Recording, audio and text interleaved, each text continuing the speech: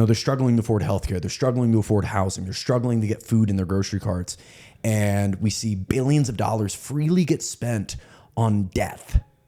Freely spent on death. Like, we can call it war, but let's call it what it is. We're spending money on death.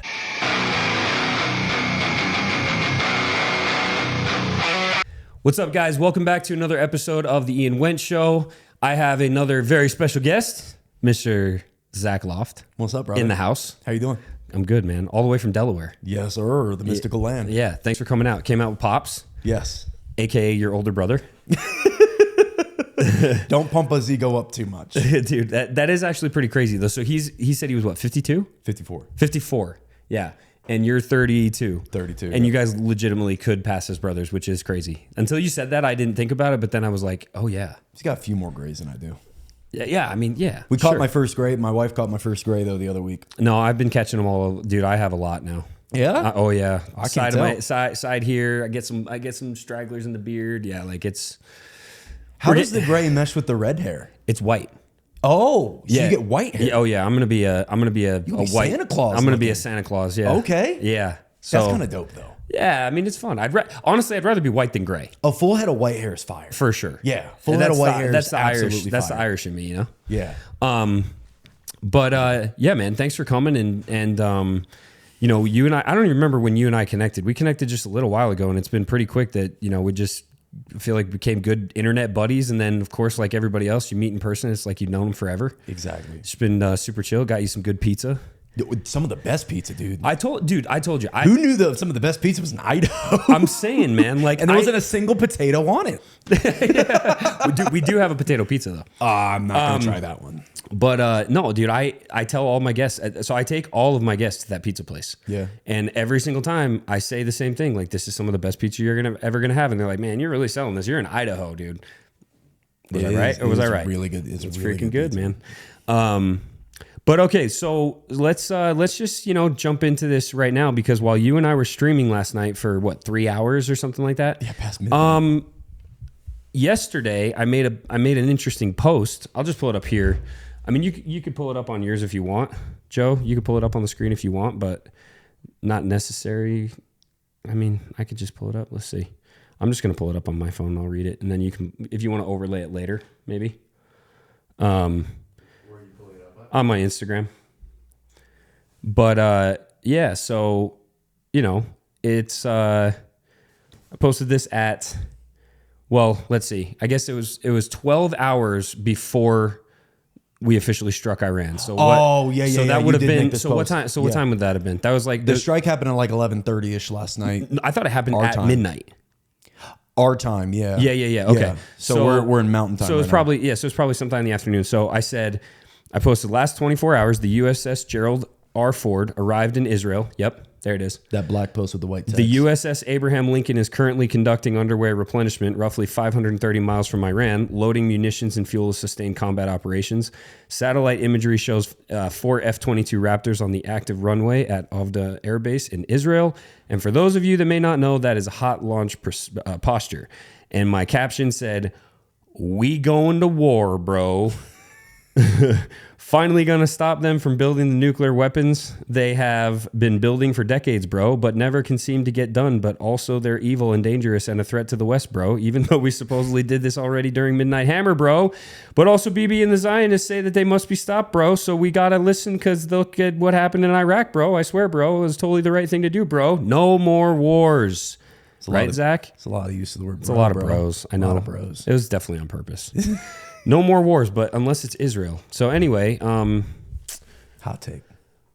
Is it that post? I thought it was the black. no, black it was text. the black post. Is one more down? It's one more down. One more. Keep going. one more. Right it's there. that one. Right there in the middle. And then I also posted in the end of January. It's like January 30th or something like that. That I posted another post about going to war with Iran. I've been saying we were going to go to war with Iran. Yeah, for we were talking about that. months We were now. literally talking about that on the stream last night, and then we get off the stream and we're like, the war started. Sure enough, here we are. How crazy is that, dude? man? It's actually insane. And like, what's even more insane is that I don't think people have a clue what it means that we just bombed Iran. Like, this is this is not just like a small conflict. Like we just opened the floodgates to a massive conflict. And I don't know. Correct me if I'm wrong, but there was no congressional approval on this one. I don't believe so. It was just like, okay. And also, makes perfect sense that Israel was actually the one that struck first, right? Is that not? Did I hear that right? That's what the report is right now. Yeah. So Israel decided because as we shoot this, this is the morning after. Yeah, I mean it's still happening. Yeah, it's right happening now at this moment. I saw, I saw that they bombed Dubai. They did. It was drone strikes. 136 explosive drones, and one hit a major hotel. And a school. Wasn't it another school There got was hit an too in Iran? There was an Iranian school, and both sides are claiming. Israel's claiming that it was a misfired Iranian missile that hit their own building, and then Iran is claiming that it's Israel. It's probably one of those things that we're never really going to actually know. But people are dead, and children and families, And yes, I'm America first. I want us to put our country first. But at the end of the day, just because you're not in America, doesn't make you less human. We have the same blood. We have the same aspirations. We breathe the same oxygen. And there's people that are gone now, and it's all because of a seeming relationship between us and Israel. And not a seeming relationship. Yeah, Let's you're just right. call a spade a spade. I shouldn't mince words. Let's call a spade a spade. This is because of Israel. Bibi Netanyahu has been trying to get this to happen for 30 plus years. He's on camera multiple times, and it's crazy. I mean, I know at this point you're kind of beating a dead horse because everybody knows this, but like he's the one that got us into the war in Iraq. He's the one that told us about the weapons of mass destruction, right? Bibi Netanyahu has gotten us into more wars than anybody else, and we keep on doing it. Why do you think I genuinely want your opinion, because I know everybody knows my opinion. Why do you think we keep doing this? Realistically, what do you actually think is the reason why we keep going to war for Israel? Well, I'll begin my answer first by saying thanks for having me out here, bro. You're welcome. Thanks for having me out here. You've been an incredible host. You're welcome. This is a great dude. Space. One of the best studios I've been in. This is really fire. Thank you. Thank you. And as you know, I'm a real estate agent by trade. Mm-hmm. I've become more of a economic analysis type person over the last year or so. And my opinion is worth as much as anybody else's, but I would say blackmail. I would say blackmail. I would say that the moves that we've made for a long time, by the way, not just this administration, for a long time, have seemingly been for everyone else other than the working class American. That's what I see legislatively. The untanglement of, you can go all the way back to the Great Deal in 33. And Reaganomics and NAFTA and Glass-Steagall and Citizens United. And we haven't made a concerted effort as a country to focus on the lifeblood of the country, which is the working class American. And I think wars like this just further prove that point, because how's this benefiting you and I? Zero ways. Absolutely zero ways. And I think that's true. I don't think there's another. I mean, I don't think there's another take. And I'd like to hear it if there was. I can't think of a single way that this I'd like to hear it me. if there was, because I think the number one is, we don't want the Houthis in here, and we don't want Hezbollah and coming. But I don't think the average person in America knows what a Hezbollah is.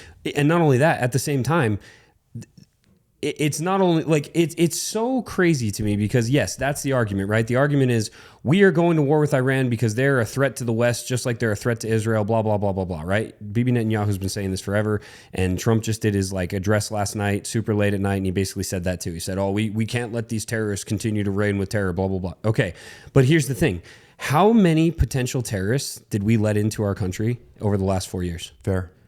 How many? I think the estimated number is like 10 million. The amount of people that have talked, the amount of former CIA, former, all these people that have basically blown the whistle on podcasts and things like Sean Ryan's podcast and stuff that have constantly talked about the absolute verified fact that there are sleeper cells in our country right now, right?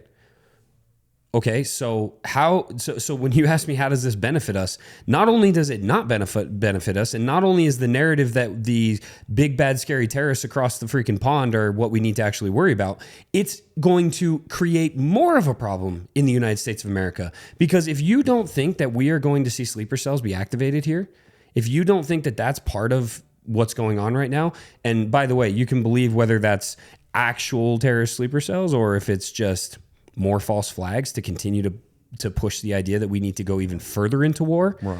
Either way, I think it's only a matter of time until we see those cells rise up and until we see some serious, some very horrific terrorist attack in this country. I sure hope not. I sure hope not either. But like, I don't see how it plays out any other way because, I mean, we just poked the bear, bro, and that bear is not a bear to be poked. Well, now, I mean, if that were to happen, and I have heard that, and I guess the question would be, you know, who's the one leading said sleeper cells? How many? What's their purpose? They would be acting in self-defense now at this point because we did initiate. So you're right. We've poked a bear, and for what purpose? That's where just my grassroots selling homes in Delaware self thinks, what is this doing to benefit us when we're in a world where the modern everyday human, especially the younger generation, male and female in this country, who aren't, you know, privy to having assets handed down to them, are struggling in this economy. You know, they're struggling to afford healthcare. They're struggling to afford housing. They're struggling to get food in their grocery carts. And we see billions of dollars freely get spent on death. Freely spent on death. Like, we can call it war, but let's call it what it is. We're spending money on death at the expense of, not even just the expense of, at the ignoring of our domestic issues. And it's not just economic domestic issues. No. There's a lot of domestic issues. That's right. Yeah, no, it's very, very well said. I mean, at the end of the day, I've said this for a long time, like, we are past the point of any of these people being America first. We are America second, third, fourth, fifth, and last. And it's crazy because, you know, everything that this administration, everything that Trump ran on has been a complete lie at this point, in my opinion. I don't see anything that he's actually held. I don't see anything that he actually promised that has been done. The Epstein file disclosure hasn't happened, obviously, right? The accountability, zero accountability.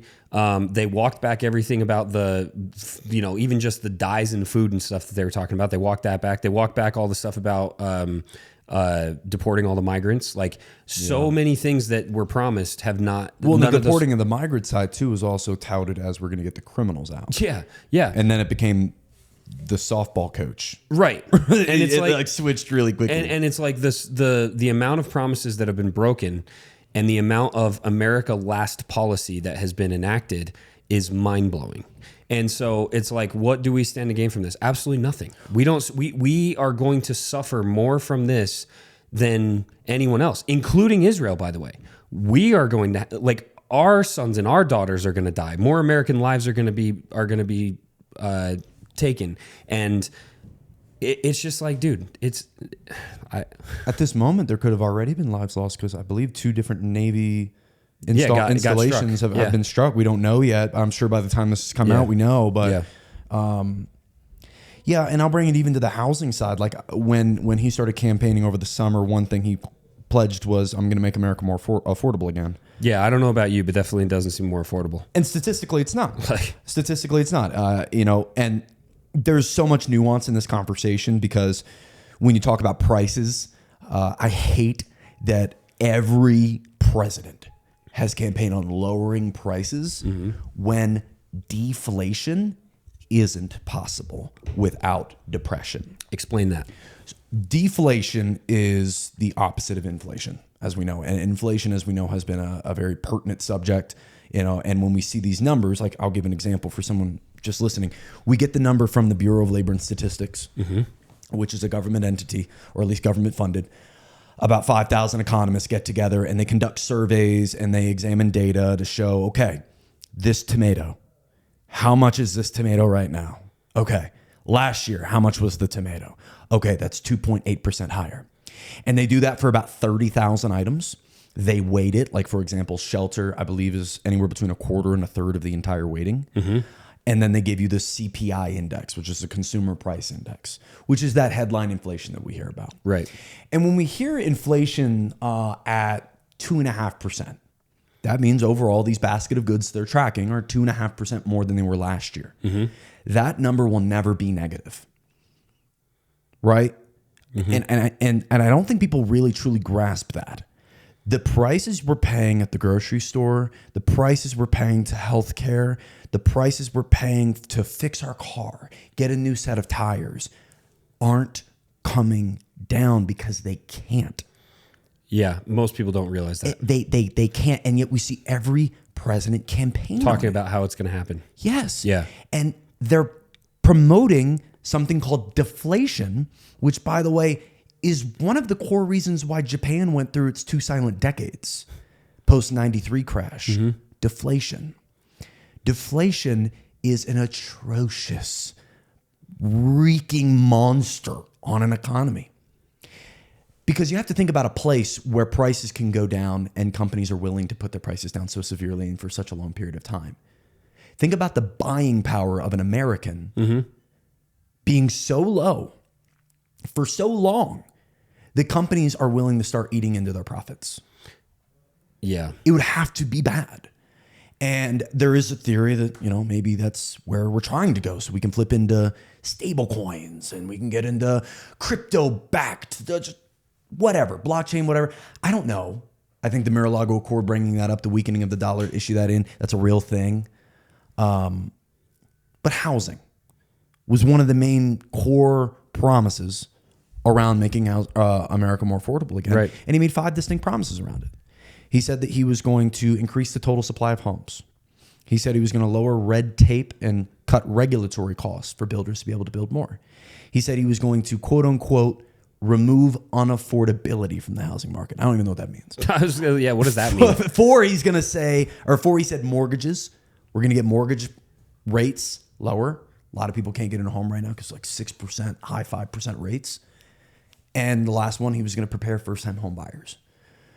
So when I look down that list, we haven't seen an increase in supply, nor have we seen executive orders or legislation that would promote it. Mm-hmm.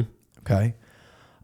2, regulatory costs. They're starting to work on this, but we've yet to get the details of what exactly is going to get cut. And I'll play the devil's advocate of that because I know someone's thinking it already. When we cut the cost of a builder, so when we cut the expenses down for a builder, right? The theory is that will lead to a more affordable home. But what do we know to be true? The material cost. Exactly. When the material costs are higher, the labor costs are higher, all these costs are higher. And it's not the only thing it's not the only factor that can possibly but it is a big one. That. It's about actually, so on a $400,000 home, there was a study done by the National Association of Home Builders, I believe in 2023, that said for a $396,000 home, let's just call it $400K, about 25% of the cost of that home is regulatory costs. It's a significant chunk of change. That's quite a bit. But one thing we also learned post-COVID, when we went through that supply chain issue, mm-hmm. and you can look at any chart. I'll put up softwood lumber, right? Look up softwood lumber. And what you're going to find is a graph where the price goes whoosh, and spikes. Supply chains broke down. We couldn't get softwood lumber over from Canada anymore. How are we going to continue to build homes? Prices go up when supply drops, right? Mm-hmm. But then as that goes up, we see home prices go up. A lot's going on during this time. It's not just wood. It's not just steel. It's not all just, but overall costs are going up. So too is the cost of a home. Right. What we'll see in about 2022 goes back down. Supply chain gets fixed. Softwood lumber's coming back over. Mm-hmm. Steel's coming back over. We're getting appliances back from Mexico. Concrete back from Mexico. Mm-hmm. We're getting copper for wiring. We're getting the not asbestos. We're getting the drywall.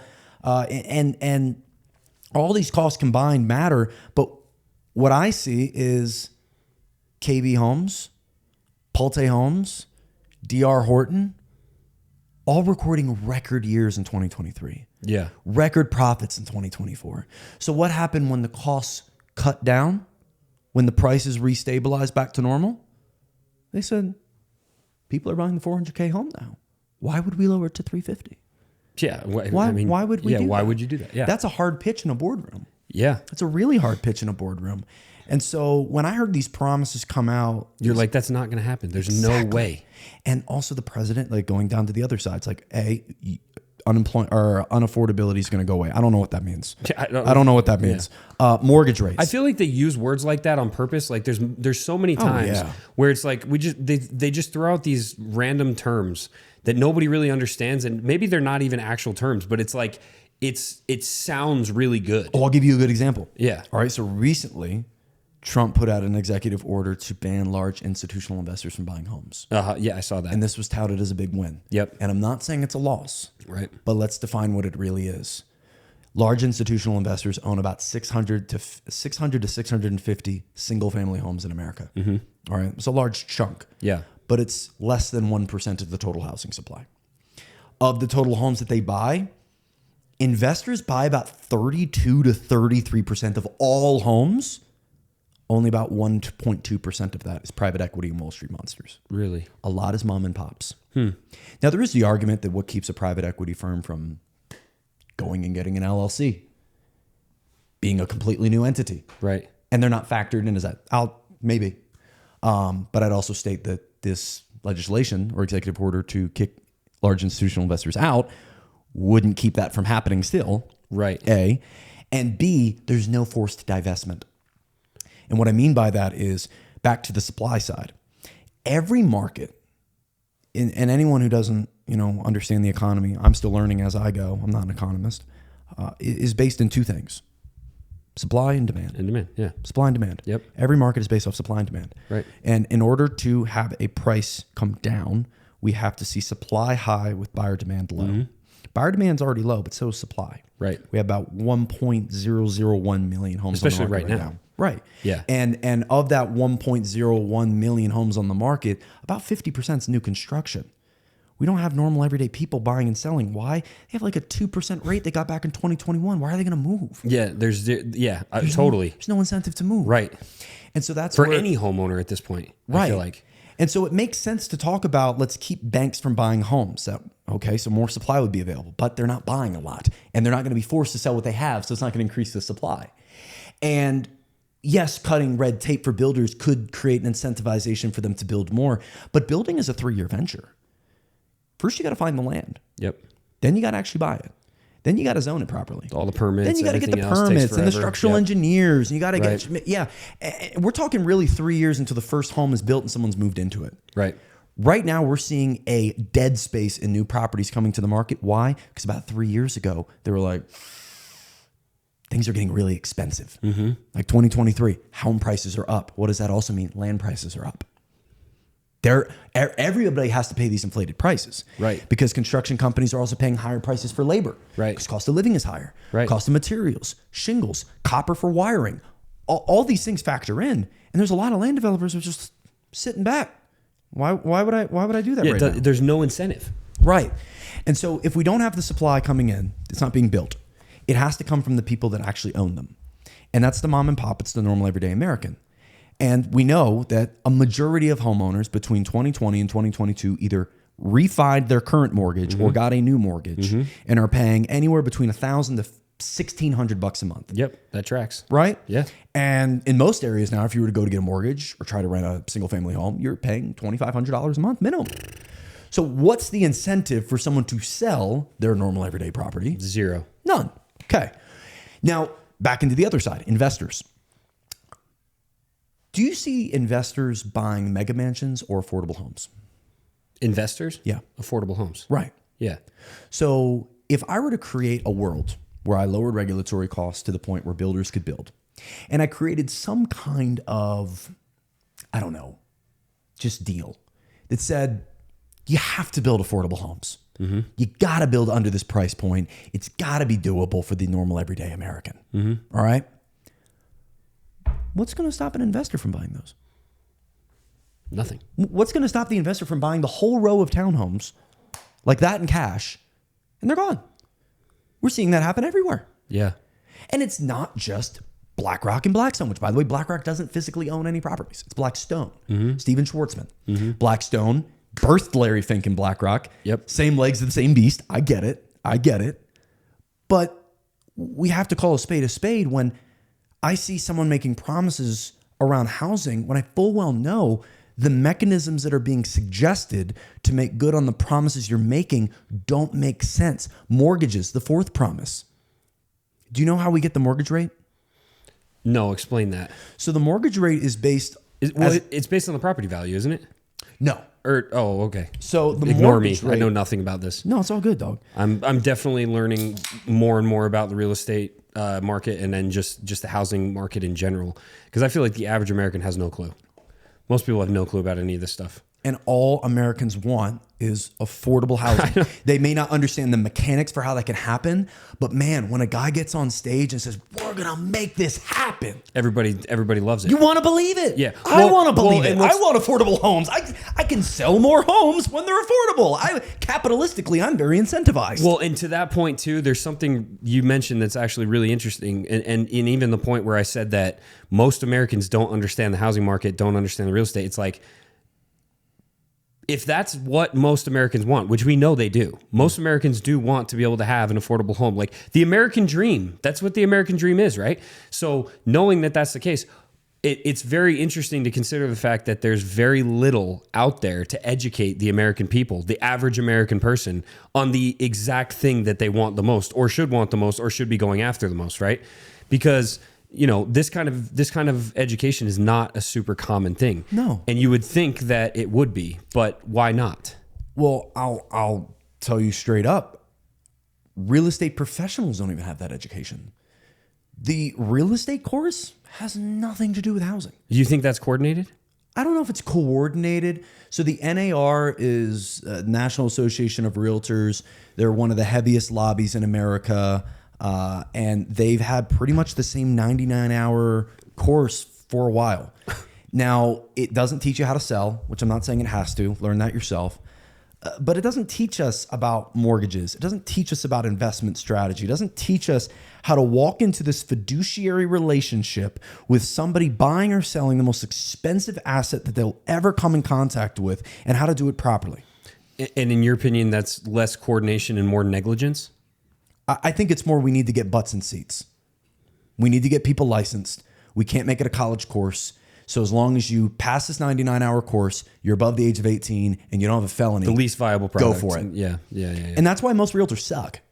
That's why 95% of real estate, I know I said 90%, I'm up at 95% of realtors are not valuable. They are middlemen. They're here to show you the kitchen. They're going to take your offer. They're going to bring it over. They're going to sign a contract, and they're going to net a commission, and that's their job. All right? There's very few that bring true value.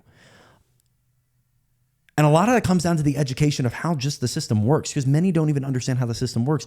From 2020 on, I've talked to so many lenders and agents year after year. I have the same conversation. They say rates are going to be down by this time next year. And I say, how? And then they'll go, da, da, da, da, da. And how's that going to happen? And da, da, da. How's that going to? Well, I don't know. None of them have an answer for it. And then what happens 6 months later? Rates have not gone down. Yeah. And I don't believe rates are going to go down, because here's how they happen. Okay. So they're based off the 10-year treasury bond. Bonds in America are how we sell and package our debt to investors. So when we're selling a 10-year treasury bond, we're selling our debt. And when we sell that debt, we sell it at a yield. So essentially, if you're to take on $20,000 of America's debt, right, in the form of a 10-year treasury bond, right, you are going to be holding that for 10 years. As you hold that, you're not going to get your full capital back until the end of it. You can absolutely exit it and sell it on the third party market for sure. But if you want to just get the money right back from the government, you got to hold it for the 10 years. And during that time, I'm going to pay you a yield, a percentage the entire time. And that percentage right now sits, I think, at like 3.99. It's actually dropped a little bit. So that's the first layer. So mortgage rates are based off the 10-year treasury yield, not the Federal Reserve. Okay. The Fed rate does have to do with it, with the bank exchange rate and everything like that. Not as much though. Not nearly as much as it's touted. Okay. No. The 10-year treasury bond. So let's just say 4%. Now a bank is going to be issuing the mortgage, not the government. Right. So the bank has administrative fees. They have lenders. They have underwriters. They have physical property.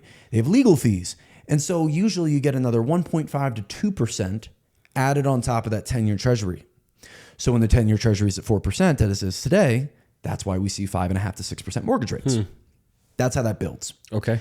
The president has absolutely zero to do with it. Of course. None. Yeah, and so that makes a lot more sense. So when he's making those promises, you're someone like you sitting there saying, "What?"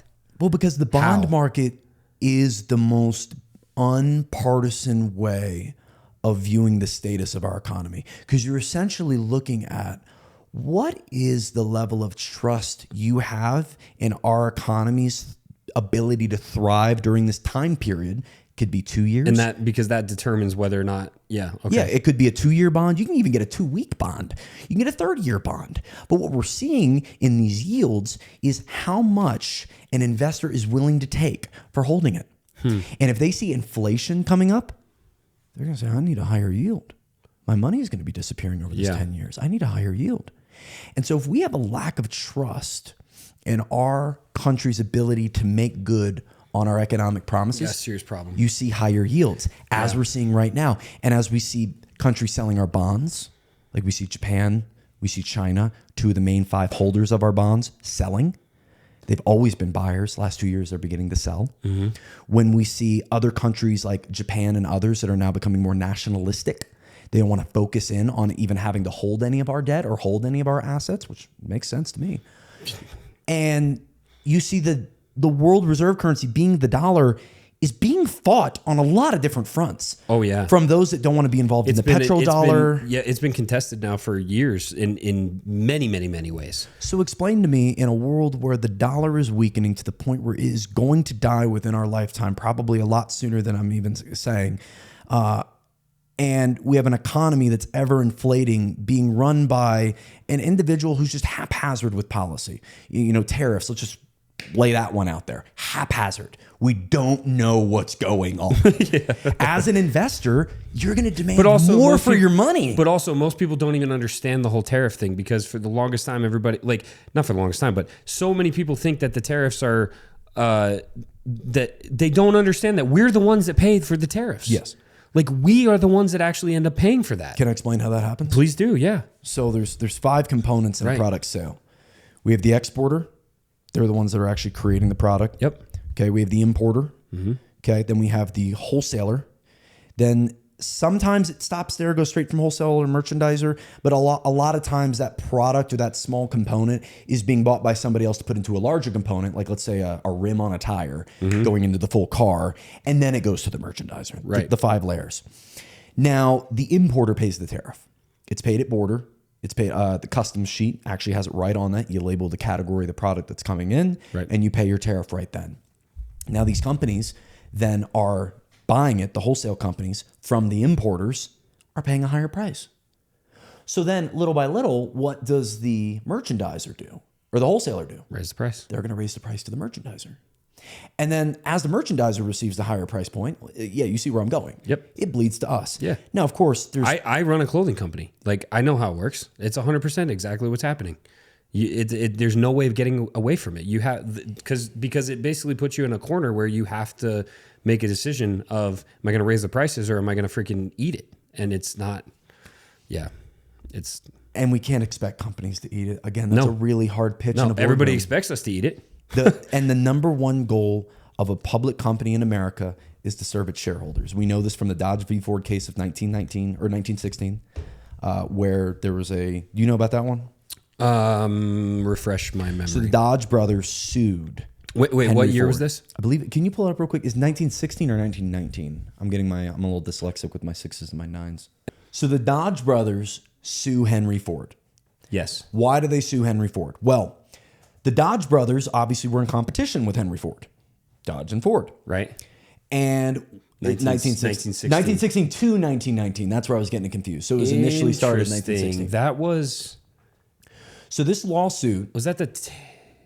I'm just trying to think as far as like the wars go. What was that? I think World War I was still going on at that point. I was going to say, was that the tail end of the war? I think it was. Because I think, wasn't 1921 where it ended? I think so. Somewhere in that range? Yeah, I'm not a historian. So this Dodge v. Ford case is still quoted to this day because what happened was the Dodge brothers were losing to Henry Ford. Mainly, they were losing employees. Okay. Because Henry Ford said, I want to sell more cars. In order for my assembly line to work to sell more cars, I got to have happy employees. And so he had this radical idea of, I should pay him more. And he did. And guess who started losing employees? Dodge. So Dodge had this interesting idea to go ahead and say, we're going to buy a few shares of Ford. And by doing that, they then sued Dodge as shareholders, or sued Ford as shareholders, saying by them trying to pay more to their employees, they're taking money from the company. And they're not serving me as a shareholder the way that they should. I think they should have to put their money toward improving the product, being the shareholder value, more so than the employee value. Right. And they won. A court said that a public-facing company in America's main duty is to its shareholder and not to its employees. Okay. Got it. And that was, you're saying that was like one of the most prominent cases that determined that? We set in stone. It's the case. We set in stone that a company's number one goal is to improve the value of its company for the purpose of the shareholder. Got it. And so now we see a world where we're cutting costs in every direction possible. We're now seeing today AI and automation. We're even getting to the point where we're cutting payroll. Why? Because in a boardroom, we're like, how can we get more for the shareholder? And if we can increase profits by cutting expenses, even where we shouldn't, especially where we shouldn't, right, we're creating more value for the shareholder. And that's how this gets pitched. And that's why it happens. And that's why we see all the problems we see in our food and we see in pharma and we even see like and everywhere. The average American has no clue about that.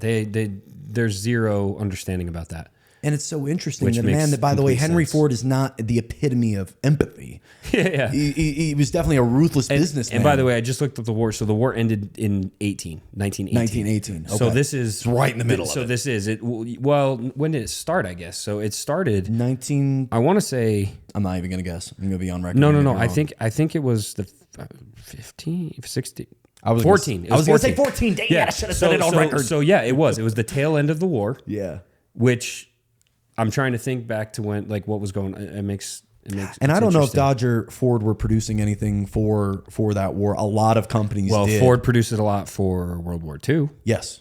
Yeah, I know that. But I don't know about World War I. Do you know who they produced for? Ford? Do you know who Ford produced for? Germany, right? Yeah. Yeah. The Nazis. Yeah, so like I said, Henry Ford is no epitome of empathy. He's no role model, but he did try, by the way, just simply to win in the battle versus Dodge. He thought, my employees make this go. They're the ones making the product, not me. Let's pay them more. Yeah. Let's get them some benefits. Yeah. Let's make them happy. They need to be able to be in a home, to be able to pay for their family, not have to worry about family life when they're working for me. Right. And yeah, selfish ambition. So is a ton of high-level capitalism. Right. But at the very least, he was trying to make everybody happy enough. Yeah. That makes sense. And so this case, though it's not written in law that now it has to be followed, it is the calling card that people go back to as to why the shareholder is placed over everybody else. Is the Dodge versus Ford. The Makes Dodge v. sense. Ford Interesting. case. Yeah, that's really interesting. But back to mortgages, because I want to circle back to that, because I think this is so important, because what's more valuable? We talk about shareholders, right? What's more valuable than someone to have a share in our country? Right. Right? To have a piece of dirt? Yep. Something they can claim to? Dude, do you know what? That is, again, that's the whole point. The whole point. That's the whole point of the American dream. So Delaware, by the way, has a program that I think every state should have, where basically they say, hey, we're going to give you 10 grand towards some of your closing costs. And if you live in this home for 10 years, it's gone. You don't have to pay it back. Why? Because they see $10,000 as a small investment to have someone who's invested in that microeconomy. For years. Oh my God. I can't imagine how much that couple family is worth to that county, city, state, simply because they're there. And didn't Trump just do something too, where didn't they just raise the mortgage to like 50 years or something like that? There was a 50-year loan that was talked about by Pulte and I heard a lot of people like saying this is the dumbest thing we've ever. It's a very because stupid why idea. in the hell? Because the 30-year mortgage is already a scam. So long. It's already awful. It's already you buy a terrible. $350,000 home, you're going to pay $960 grand. 50 years is insane. You're essentially with a 50-year loan. Let me paint the picture on this. So if you buy a home with a 50-year loan, or let's say you buy with a 30-year loan, and you own it for 5 years, at about that 4 or 5 mark with 3 to 4% increases every year, you can now sell your home. You have enough equity, you can move, you have a little bit more financial freedom, you could even refi, take some cash out. Right. With a 50-year loan, because these mortgages, the way they work, banks know you're not going to stay there for 30 years. So they balloon the interest to the front end of the loan. Easy. I already see where this is going. So when you're in a 50-year loan scenario, the amount of interest you're paying for the beginning of that loan, you're going to have to be in that home for, get this, 14 years with standard inflation before you're at that same point of freedom. To even be able to consider. Because you have a certain amount of equity you have to have in order to be able to sell. There are going to be commissions to realtors. You're going to have a transfer tax in the middle. There's going to be fees that have to get paid. There's going to be repairs that have to be done. And when you get to the end of it, you have to have about 10-ish% equity in your home. Of course, if you put money down, that's great. But are people taking on 50-year mortgages the ones that have a bunch of money to throw around? And so in your opinion, why even suggest that then? In what world does that go towards helping to make the economy better? The same exact reason. It's the exact same thing. Exact reason that Clinton created the subprime mortgage crisis. Because politically, it's a fantastic move to tell the blue collar economy, we're going to be able to get you into a home. We don't care about the repercussions, but as long as my historic outlook, when you look back at my term, looks good, well, then that's all that matters. Because when we look at the subprime loan crisis, who did that end up falling on? Bush. No one looks at Clinton. No one looks at Glass-Steagall and things of that nature. No one looks at that. Yeah. Right? Yeah. We just carries on. We just look at, 2008, must have been Bush. Yeah. When Bush absolutely started ripping out more wires. Like he didn't help it, but he also didn't cause it. Right. Right. I also don't find Bush to be the person who economically was super, super savvy. No. I'm not going to judge him, but yeah, CIA plant.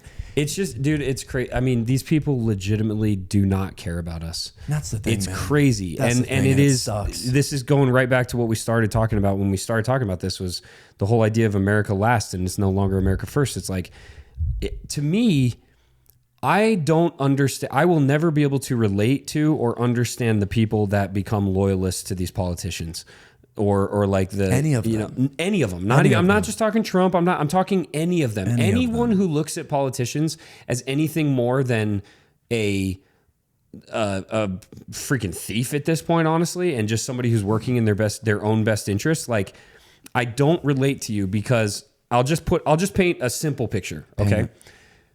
Picasso time. How many years do most of these people have left on planet Earth? Politicians? Most of the politicians. 20, 30, 10 to maybe. 30 Yeah, maybe. 30 maybe. Maybe, right? Yeah. Maybe. Look at Mitch McConnell, might be 30 minutes. Yeah, right? Pelosi's getting 10. Yeah, she's 10 minutes away. It's like, legitimately, though. Got to meet her staffers the other day. Bro, it's like 10 to 20 years most, maybe 30 years for some. Okay, so what does that tell you? Well, I don't know about you, man, but I want to live for another at least 40 or 50 years. I would love to be on. You got 60 easy. I would love to be on the earth for that, And so I'm thinking the decisions that I make, I'm thinking in terms of my kids. I'm thinking in terms of our future, right? I'm looking forward to the next 40, 50 years, okay? These people are not. They are looking at the next 10 to 20, maybe years. Yeah. And we wonder why it is that they make the decisions that they make, because they don't give a crap what happens after that. They're not concerned with the future like we are. And it's the perfect, to me, it's the perfect way of explaining why why it should be easy for you to understand that these people don't care about you. They're acting in their own self-interest. They're acting in the now. They're, like you said, the presidents are worried about what people say about their 4-year run. And that's it. They don't care what happens after that. It's about the 4 years that they were president. They care about their families. They care about the people closest to them, getting them rich, getting them in a place where they never have to worry about anything again, which, hey, that's how most people think. That's how I want to think, right? To be honest, I want to do the best for my family, for my kids, for my legacy, right? And so it's like, why do we have such a hard time believing that that's the way these politicians operate? And that at the end of the day, when they make decisions, they truly are not making decisions based on our best behalf, but instead it's based on their best behalf. And that is, in my opinion, the biggest issue that we have with our government. And the reason why we need not only term limits, but also they don't serve us anymore. Like it's a joke to call them a public servant. They're not serving anyone but themselves. All of them. Not just one side, like all of them, with the exception of maybe Thomas Massey at this point, right? But even he, I'm sure is acting in ways that are gonna, help him anyway. Long story short, I guess what I'm trying to get at is I don't relate to people that don't understand that these politicians are only working in their self-interest, like shorting the stocks, right? Mm-hmm. Doing things that we would normally go to jail for decades for, and they just keep getting away with it. Over and over and over and over, in addition to making the most atrocious, horrific decisions that put us as Americans in worse spots. And if you're watching this and if you're listening and you're contesting what I'm saying and you're like, no, I think these people, I just want you to tell me how your life, let's just say you're someone who supports Trump, right? And don't get me wrong, dude, I voted for Trump, right? I'm not a Republican. I'm not a conservative. I consider myself much more of a, America First patriot, a constitutionalist. And I hate both parties, and I think that's the biggest issue we have in this country. I've said it multiple times. But that being said, I just want, if you are someone who is like, yeah, Trump, right? You're like holding on to this thread of like, Trump's gonna make America great again. Okay. Since he got into office, I want you to tell me 5 ways that he's actually made your life. Not America. Don't talk about the border. Don't talk about all these, like, these talking points. How has your life become better since this man got into office, since this administration got into office? Tell me 5 ways, and no one can. No one can, because it's still more expensive. The freaking job market's awful. The housing market's awful. The economy's worse than it was. Like, Americans' lives have not only not improved, they've gotten worse. And I don't care who you are. You can't. I would love for somebody to argue that with me. How has it's not gotten better? It's gotten worse. And then you're right. And the whole thing around the slogan, which wasn't even his, by the way, "Make America Great Again" was actually the slogan of Reagan. Most people don't know that. Yeah, it was the slogan of Reagan. Yeah. And so it's interesting. You have back in the 80s this idea of let's make America great again. Mm-hmm. And now we have in 2025, campaign 2024, make America great again. My question is, what time period are we referencing?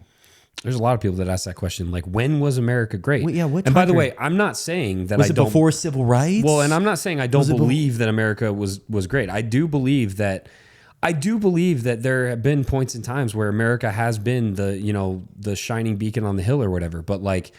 But yeah, that's a good point. When are we referring to? Right. When, why again? Are we referring to post-World War II? Are we referring to civil rights movement time frame? Are we referring to Reaganomics? Cold War time? Cold War, exactly. Like when were we great, quote unquote? How are we defining that word as well? Yeah. What is great? And I think the lack of nuance in some of these political slogans allows them to have this kind of artist-like paint where they feel free it's at the branding. time. Exactly. It's nothing they but get branding. A lot of room to play with. Yeah, because if you really wanted to say, like, if you really wanted that slogan to mean something, it wouldn't be "Make America Great Again." It would be "Make America Great."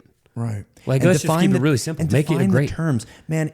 What does it mean to be great? If I could make one thing happen, other than age limits, term limits, and getting lobbying out of Congress, for the executive branch, in April of the year of the same year as an election, so 6 months prior to the election, the 2 candidates running should have to submit an official PDF document online of exactly what they stand for. Every single topic. We should not have to learn about who you are on your campaign trail. Your campaign trail should be talking about what we've already learned and connecting with people and earning voters. That's fine. But we should not also simultaneously be learning about your policy. And in this campaigny world, we know, like you just said, it's branding. Yeah. We don't actually get the nuance of how it's going to happen. Like tariffs, for example. It was just tariff. Well, how are they going to be implemented? Did anyone know there was going to be a poster board put up on April 1st with a bunch of numbers that we don't really know how we got? and that was going to be, is that what we were told? No, because we're just given this nuancy, like, or lack of nuance. Yeah, tariffs. They're great. You know, it's like, what does that mean? Yeah, we did it during the Great Depression. It was great. Yeah. Well, and Trump also, dude, this is the thing too with Trump. Trump, the reason why I feel like he's had as much support, I know for a fact, even from my standpoint, right? Because again, the average American does not understand how tariffs work. The average American does not understand how the housing market works. The average American does not understand a lot of these things about the economy. And so the thing that Trump had going for him, once again, is just branding. Because Trump is known as the guy who's the business guy. He's the economy guy. He's the economy guy. He's not. I think there was a lot of votes that he cast in both terms that voted him simply because I want a better economy. That's what I'm saying. For the longest time, people always said, you remember them saying this, he's not a politician. He's just a businessman. I could get a beer with him. That was the branding that everyone put out, is that he is not a politician. He's a businessman. And so that's why we're voting for him, because if he knows how to run a business, he knows how to run a country. And I'll be honest, I ate it up too. I like that idea because I'm a businessman. And I'm like, yeah, you know what? If he actually does understand how to build businesses and everything like that, like we need somebody who's not just a politician, right? So I fell for it too.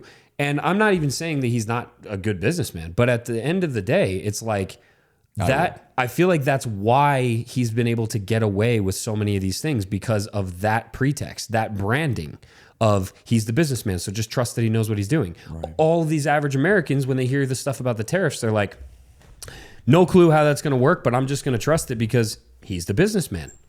Right? Yeah. And so it's like when you have a president who runs on a reputation that basically, what's the word I'm looking for? It basically like negates any contradiction to his decisions that revolve around that reputation of being a businessman. You know, it changes everything. It makes it so that he's, you know, people are basically, ignorance is bliss, right? They're not looking into the tariffs. They're not looking into the business decisions that he's making. They're not looking into all the ins and outs. They're just blindly trusting and blindly following this guy. And here's the double-edged, because that's what they've been told. And here's a double-edged sword to that, just to add to that. Yeah. How does one dig into this? Yeah, it's a great question. How does one dig into it? And that's what I meant when I was saying in the beginning about, or not in the beginning, but just a little while ago, where I was saying, like, you know, it is our greatest goal and our greatest potential achievement to be able to have a piece of land in America, right? That's the whole idea. It's the whole idea of having a share of the country, right? Your own piece of dirt. And yet there's little to no way for Americans to actually learn about all the things that make it possible to do that. Absolutely. Because we have a Rothschild, Rockefeller style school system that does not teach us finance. It doesn't teach us emotional intelligence. It doesn't teach us logic. It doesn't teach us interpersonal relations. It doesn't teach us business. It doesn't teach us anything on how to really operate in, you know, except for certain things where, you know, like engineering, like, yeah, I want you to be really good at math. Like, you know, there's certain things obviously where that caveats into it, but in the large part, high school especially does not prepare adults, and it just prepares workforce members. Right. Hardly so, because as we see right now, the job market's not doing well. Mm-hmm. So I go back to the question of how would we become in tune on these issues, even if we wanted to. Yeah, even if we were to find the sources, right? Yeah. Even if we were to find the sources and the documents and the pages and the books and the podcast and the seminars and the everything to learn about these things. You know what learning those things takes? Takes time. And most people are not willing to dedicate that kind of time. Or unable to. Because they're so busy in the rat wheel. Right. An economy. And it's been built that way on purpose. That is keeping people constantly either working or worrying about work. That's right. Constantly. And I go back to the Bureau of Labor and Statistics because they're also the one that create the unemployment rate. Do you know how they get that? Mm-mm. So the unemployment rate, the headline one is called U3. There's 6 of them, I believe. And U6 gets used on the JOLTS report and others, but U3 is the headline. And I think it's sitting at like 4.5-ish%, somewhere in that range. And a lot of people look at that number and like, wow, it's only 1 out of 20 that are unemployed. Well, here's how they get that number. Get this. A, It's done by survey. So they are calling people. It's my survey. And they're asking Ian, hey, Ian, it's the Bureau of Labor and Statistics. How are you, brother? Hang up. First off, No, exactly. Even if you answered the call. How many people are actually going to hang up on Even that? if you answered the call. Exactly. Right? Yeah. And now, Ian, let's say you stayed on the call because you have time. You could take a free survey for the government. Who cares? You got 20 minutes to spare. Hey, Ian, I see it's you, your wife, your family, all that. So can you tell me how many people are working in your household? You may be like, oh, actually my wife got laid off 2 months ago and she's actively looking, but she's currently unemployed. Okay, gotcha. So what's she doing in the interim? Well, she's looking and she's done she picked up DoorDash just kind of in the interim to try to get things going. And they'd be like, okay, got it. Well, we'll log that, but she's not technically unemployed. And you'd probably be like, what do you mean? Well, if she creates any income for herself, if she delivered one burrito, she is not unemployed. Wow. And so what the unemployment rate doesn't take into consideration, I think, are two things. Because ultimately, I don't think the survey method is in itself flawed. Right. What I think is flawed is how our ecosystem has shifted and directionally just gone a completely different way. Because now, like you already brought up one big point. Are you even going to pick up the phone? Are you even going to take the survey? Yeah. That number has dropped significantly, like since 2006. Right. 20 years, dropped dramatically. Yep. You're not picking up the phone. No. Because it used to be you called the house phone and you're like, let me step away from dinner. Someone's calling me. Yeah. Right? Yeah. Not happening anymore. The second part is what didn't exist in 2006? The gig economy. Oh, yeah. People being able to make money online, make money in quick sales, make money DoorDash, Uber, all these items didn't exist. It was all physical labor, physical jobs. So it wasn't incorporated into their unemployment algorithm. Right. And now we face a world where back then, what do you do if you lose your job? You file for unemployment. Mm-hmm. And they can track that through unemployment claims, and that comes through other numbers. But ultimately, when they call you for that survey, they're gonna be like, yeah, he's collecting unemployment. He's looking for a job. You're unemployed. But now you're unemployed, and a lot of people don't run into the unemployment office. They run to the gig economy. Oh, for sure. They run to the gig economy. Yep. And so now they're not being tracked. And I would like to know how many people are working multiple jobs, multiple side hustles, not just to get a bonus. Because a side hustle used to be your bonus check. Mm-hmm. The side hustle used to be how you paid for the family vacation, how you got that extra video game, how you funded your boys' fantasy football league, beer night. Like, that's dope. Right. Now it's to survive. Now it's to not live paycheck to paycheck. Right. And I hate this boomer mindset that younger people don't work hard anymore. I think younger people are running harder and more consistently across the board than boomers ever did. Why? Because they have to. Right. Because the boomers... Because the more money... Dude, listen, look, when we grew up, because you're 38, I'm 32, right? When we Yep. grew up, we built businesses, right? I remember, Yeah. I'm 23 years old. I'm just getting into entrepreneurship. And I remember 4:30 a.m., my alarm would go off. Eyes open, ready to go. Shoes on, gym, affirmations, meditation. I knew exactly what I was going to do for the day. Schedule written down. 5 hours of lead gen. Door knock, grind. End of the day, let's do it again tomorrow. I'm pumped. Yeah. I'm running towards something. Yeah. We're running toward a goal. We're running toward a finish line. And it's exciting to run towards something. But today, people aren't running towards something. They're running away from something. Yeah, they're running scared. Yeah. It's all based on the fear of potential loss, and they're all running away from. They're all running away from slavery, honestly, but they're kind of running towards it at the same time because they become a slave in a different way. Very good point. I mean, you're running in a race. You're excited to reach the destination, but when you're there running, really is no destination now, right? And when you're running, unless you determine it, and most people don't determine it. And even if they determine it mathematically, there's just going to be a lot of people who fail to be able to get there. Yeah, just because of the numbers. Yeah, but I would also... Not saying most people won't be able to Right. make it. I'm not saying people can't write that goal down and actually achieve it. I believe they can. Right. But there will statistically be less. But I would say that the majority of people don't actually have a direction, don't actually have a destination. Most people nowadays, I would argue, just grind. And why do you think that is? Again, because I think we live in a world where there is no real I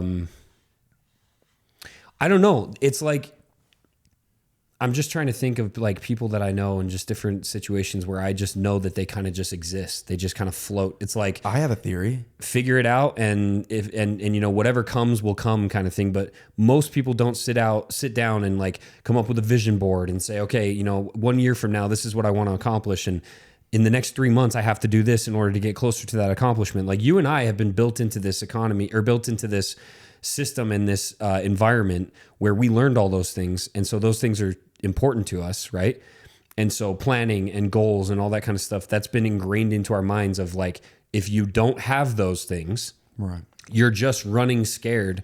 Not only running scared, but you're running with no destination is what I'm getting at. We're not even running at all. And I think most people are doing that. I think most people are just kind of walking along the path and hoping that the destination is going to they're eventually going to reach the destination, even though they don't know where they're going or what's there when they get there.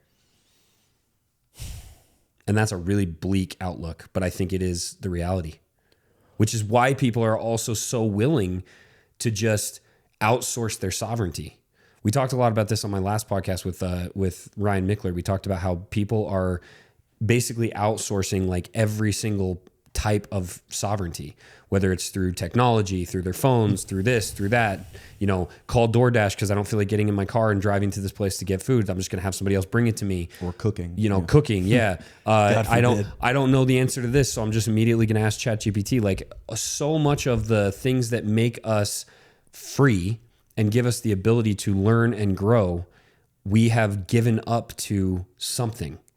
And I think that that's what causes people to just kind of float on this path and hope they're going to get somewhere, but not necessarily know where they're getting. It's almost like they just want people to tell them where to go and what to do and how to get there, you know? Well, let me add two things to that. One, to add to the bleakness, but simultaneously also maybe give a marching order to maybe someone who's listening. I think it's really important to understand in all of this, nobody's coming to save you. Fact. Well said. Nobody is coming to save you. You may feel like you're sinking on a raft. Okay. Figure out how to get out of this situation. Yeah, and there's nobody coming to save you. But this other part is, because you had mentioned, you know, why do people feel like they're maybe either staying stagnant or running in any which direction or selling their sovereignty? Man, when we got started, I got to be honest with you, 10 years ago, and maybe you did, I didn't. I never thought, is the economy still going to be in existence in 10 years? Oh, no, definitely not. I never had to think, is my job still going to be viable in 10 years? I never had to think that. Mm-mm. And now I know you do this. Now, we don't do it for ourselves, but I'll tell you who we do it for. Yeah, our kids. Yep, exactly. Right. And so I think about that all the time. Yeah. Of what life are they being bred into? Yeah. And, Sean, he's my video guy. He's been my video guy for 8 years now. And he's really opened my eyes into seeing into his life and where he was situated, because he was born in 2003, raised through a 2008 housing market crash, comes to age of about 13, 14 when politics started getting flipped onto its head, and then graduated high school and immediately went into a COVID lockdown, came out of it, everything's unaffordable. And when I watched that timeline unfold, it's like, that's not the opportunity I was granted. Did I work my ass off? Absolutely. I still do. Did I put in the hours? Did I do the right things? Did I learn? Did I connect? Did I grow? Did I foundationalize myself? Did I make 1,000 mistakes? Was I a shitty person? I would go back and redo so much, but I had to grow the way that I grew to be where I'm at today. But that path isn't the same path that's available to the younger generation. And it's changing every single day. And it's changing every day. And I feel it's completely unpredictable. What is it? Paralysis by analysis. Yeah, I actually saw something, I don't remember who it was that said this, but I remember watching a clip at some point where they were basically saying, in the past, the path, the quote unquote path, was kind of like it was really well determined. It was like, go to school, right? Go through school, get it, go to a good college, right? So get all the grades you need to go to a good college, get a degree, and then with that degree, go into the workforce, find a job, and that's life. And that's the key. And that's how it was for like most of the population. But now they were saying that is not the case anymore. The school system is becoming less and less relevant because of AI and just all the other things, right? And just also people understanding that it's a freaking indoctrination camp and nothing more. But on top of that, the idea that you have to go to college and that you have to spend all this money, for one, like I said, college is kind of becoming irrelevant for a lot of people, unless you're going into like a very specific job and trade that requires that level of education and that amount of education. Yeah, my surgeon better have a degree on the wall.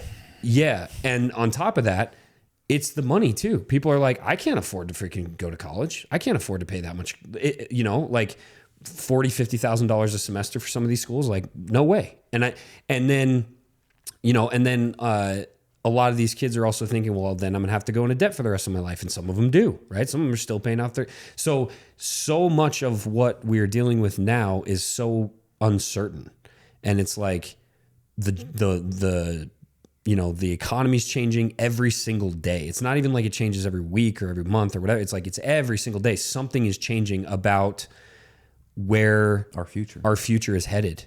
And like what's going to be new and what's going to be real and what can you trust? And it's like you said too, the information paralysis, right? It's like we are this same statement always comes up. We are inundated with information, but starving for actual knowledge. Right. And because people are they're constantly flooded with this chaos and information and all the things that keep you mentally bound and unable to actually stop and think about what you actually want to do and where you want to go and what kind of future it's crazy, dude. Even just thinking about it, you're just like, what will happen a year from now? And there's zero, you and I could never predict that. Can't predict it. Never. I actually think it's easier to predict things that could happen within days, weeks, and months than it is in years, which I don't know if it's always been that way, maybe. Well, I think in the past there's been, at least historically, kind of a guaranteed set amount of growth that incomes were receiving, that home prices were receiving, right. Growth in the job front, growth in innovation, tech. And then something happened in or around 2008. Yeah. That I believe permanently fractured our economy. And it goes back to something you said earlier, that a lot of these people do things that me and you would be arrested for. Yeah. And they're of a detriment to society. Mm-hmm. Perfect example. We were talking beforehand of like, what radicalized you? Yeah. So yeah, let's actually dive into that. Before we do though, please. If you guys are enjoying this, I appreciate you guys. I appreciate all the support. Please make sure if you haven't yet, you subscribe to my YouTube. This is where I put out all my long form content. If you follow me on the other platforms, you know that the majority of it is obviously very short form. Some of it's a little bit longer form, but everything here on YouTube is very long form. Awesome guests, as you guys have seen. Just appreciate all the support for the channel. Thank you guys so much. And please just go subscribe. And then... Have we only been talking for 33 minutes? No. He started it again. Yeah. I was looking at that. My brain was breaking. Yeah, no. It's definitely been along. longer. I'm having a great time. Yeah, it's a great time. It's definitely been longer than that. Okay, so before we go on to that though, I also kind of adopted something a little bit. I started all my guests, I give them gifts. So there's been a bag sitting next to you. There you go. That'll be yours. And I'll walk you through. It's like an Oprah show. I'm going to walk you through everything Something in there. under my chair. Yeah, so I'm going to walk you through everything that's in there. And this is kind of just my way of saying thanks for taking the time, spending your money to come out here. And so got to have the OG Patriot hat. Oh, yeah. I got a big old noggin. Hey, that's okay. My wife's got a melon too, so we understand. There you go. Yeah, man, it's good. It's a good looking hat. I thought black and white was kind of going to be more your speed, right? Typically. Yeah, and you don't have to wear it the whole time, but no, I'm gonna rock this. So that's just the traditional OG Patriot hat for Official Patriot Gear. It's my business. Thanks, bro. And then there's some more goodies in there. So this actually, you're not going to be able to take, I just realized. So I'm going to have to send this to you because you won't be able to take it on the plane. But that's part of our mag club. They typically don't allow 30 round mags on. Yeah, no. And I'm happy they don't. Yeah. That's a pretty good rule. But that's part of our mag club. That's just a PMag 556. And it's actually... Is it PSYOP themed? Yeah, so that's the one, that's the foundation of, or the... CIA? Yeah, the CIA and Big Brother. Oh, I see it right there. Big Brother is watching. Like a 1984 That's reference. exactly right, yeah. Which Yeah. I'm reading right now. Yeah, so I'll send that to you so you have it. All right, so this, you saw my shirt I was wearing yesterday. Yeah, and so I this loved is it. a retro rifle button down. And I've been buying these button downs forever, and then I became friends with the owner. His name's Austin. And because I've just bought so many, he made me an affiliate. But then on top of that, I told him I started the podcast, and he was like, you know what? Let's just give your guests button downs. This is so cool, dude. So yeah, dude, they always have like guns inside of them and little. I see little the little hints, bits. yeah. But it's one of the. It's so comfortable, unique. dude, and they're super comfy. That's and awesome. yeah, snap buttons and everything, really, really high quality. They do awesome stuff. So shout out to Retro there's Rifle. more. Jeez. Yeah, you actually just said something a little while ago, so this is actually kind of perfect. Look at the back of that shirt. No way. How crazy is that? No way. No one is coming to save you. That's crazy. So that's the no. I knew you'd like that shirt, and I no, definitely not pre-prepared. That was wild. I'm gonna say this, and I hope nobody holds me to it because it might be in 2 years. Sure, but that's the name of the book I'm writing. No way. No one's coming to save you. Really? Yeah. Guys, I promise this was not planned. That's pretty cool. That's the name of the book that I'm writing. That's awesome. Right now. Yeah. At least preliminarily, I might change the title. Yeah. That's kind of the main gist. And then, of course, the OG Patriot tee. shirt. Yep, Yes, first t-shirt sir. started it all, so I had to hook you up with that as well. Oh, this is Christmas. What's going on? Yeah. Oh, There's we all got kinds a of goodies in there. flannel. Yep. So got to hook you up with the flannel. Freedom over fear. Freedom over fear flannel. Yep. Oh my God. Snap Official buttons, Patriot really gear. nice. Yeah. This is crazy, bro. Thank you. You're welcome. Thank you. You're welcome, dude. And another Form Energy. Gotta hook you up with the Form Energy. Did That they one's already- probably warm, so you Do they get a already colder sponsor? one. No, it's a little cold. Do they already sponsor you? Yeah, so I'm a sponsored athlete for First Form. Sweet. They don't. The Form Energy doesn't sponsor this or anything. I just hook everybody up because That's it's freaking good. Man, thank you. Yeah, and Andy's done a lot for me, and so you're welcome, bro. You're welcome. Absolutely. You're the dog. So that's just kind of my way of saying thank you for taking lots of time and energy and money out of your life to come out here and make it happen. So appreciate it, dude. Let's stop on that because I know we want to get into the corruption moment and all that stuff. But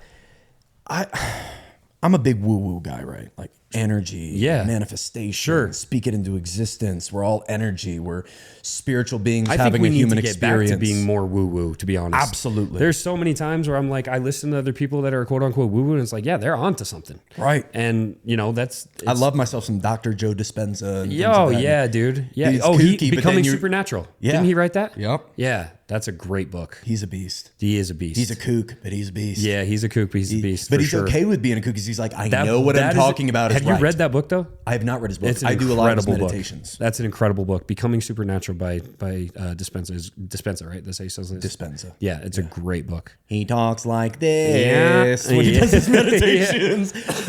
Warm your body. It's like, oh man, I can't relax to this. Yeah. The thing about it though, like so specifically like meditation. Yep.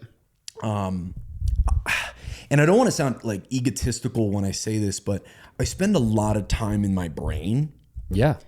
I find it really interesting that I've gone through my whole life understanding the features of the phone I'm using or the components of the PC I'm building or the exact specific motions I'm supposed to be taking as I'm clearing a room as we prepare to go to Afghanistan. And I know what number 2 motion is, number 1 motion is, and I know what, bam. And you practice it until you can't get it wrong type deal.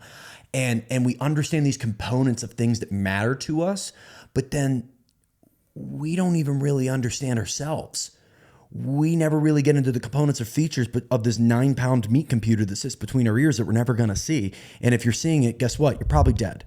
So it's so crazy to me. And we don't tap into, I think I read somewhere that we don't even tap into we tap into 20% of our brain capacity. I didn't know that. Something like that. 20 or 30%, I think, is the number.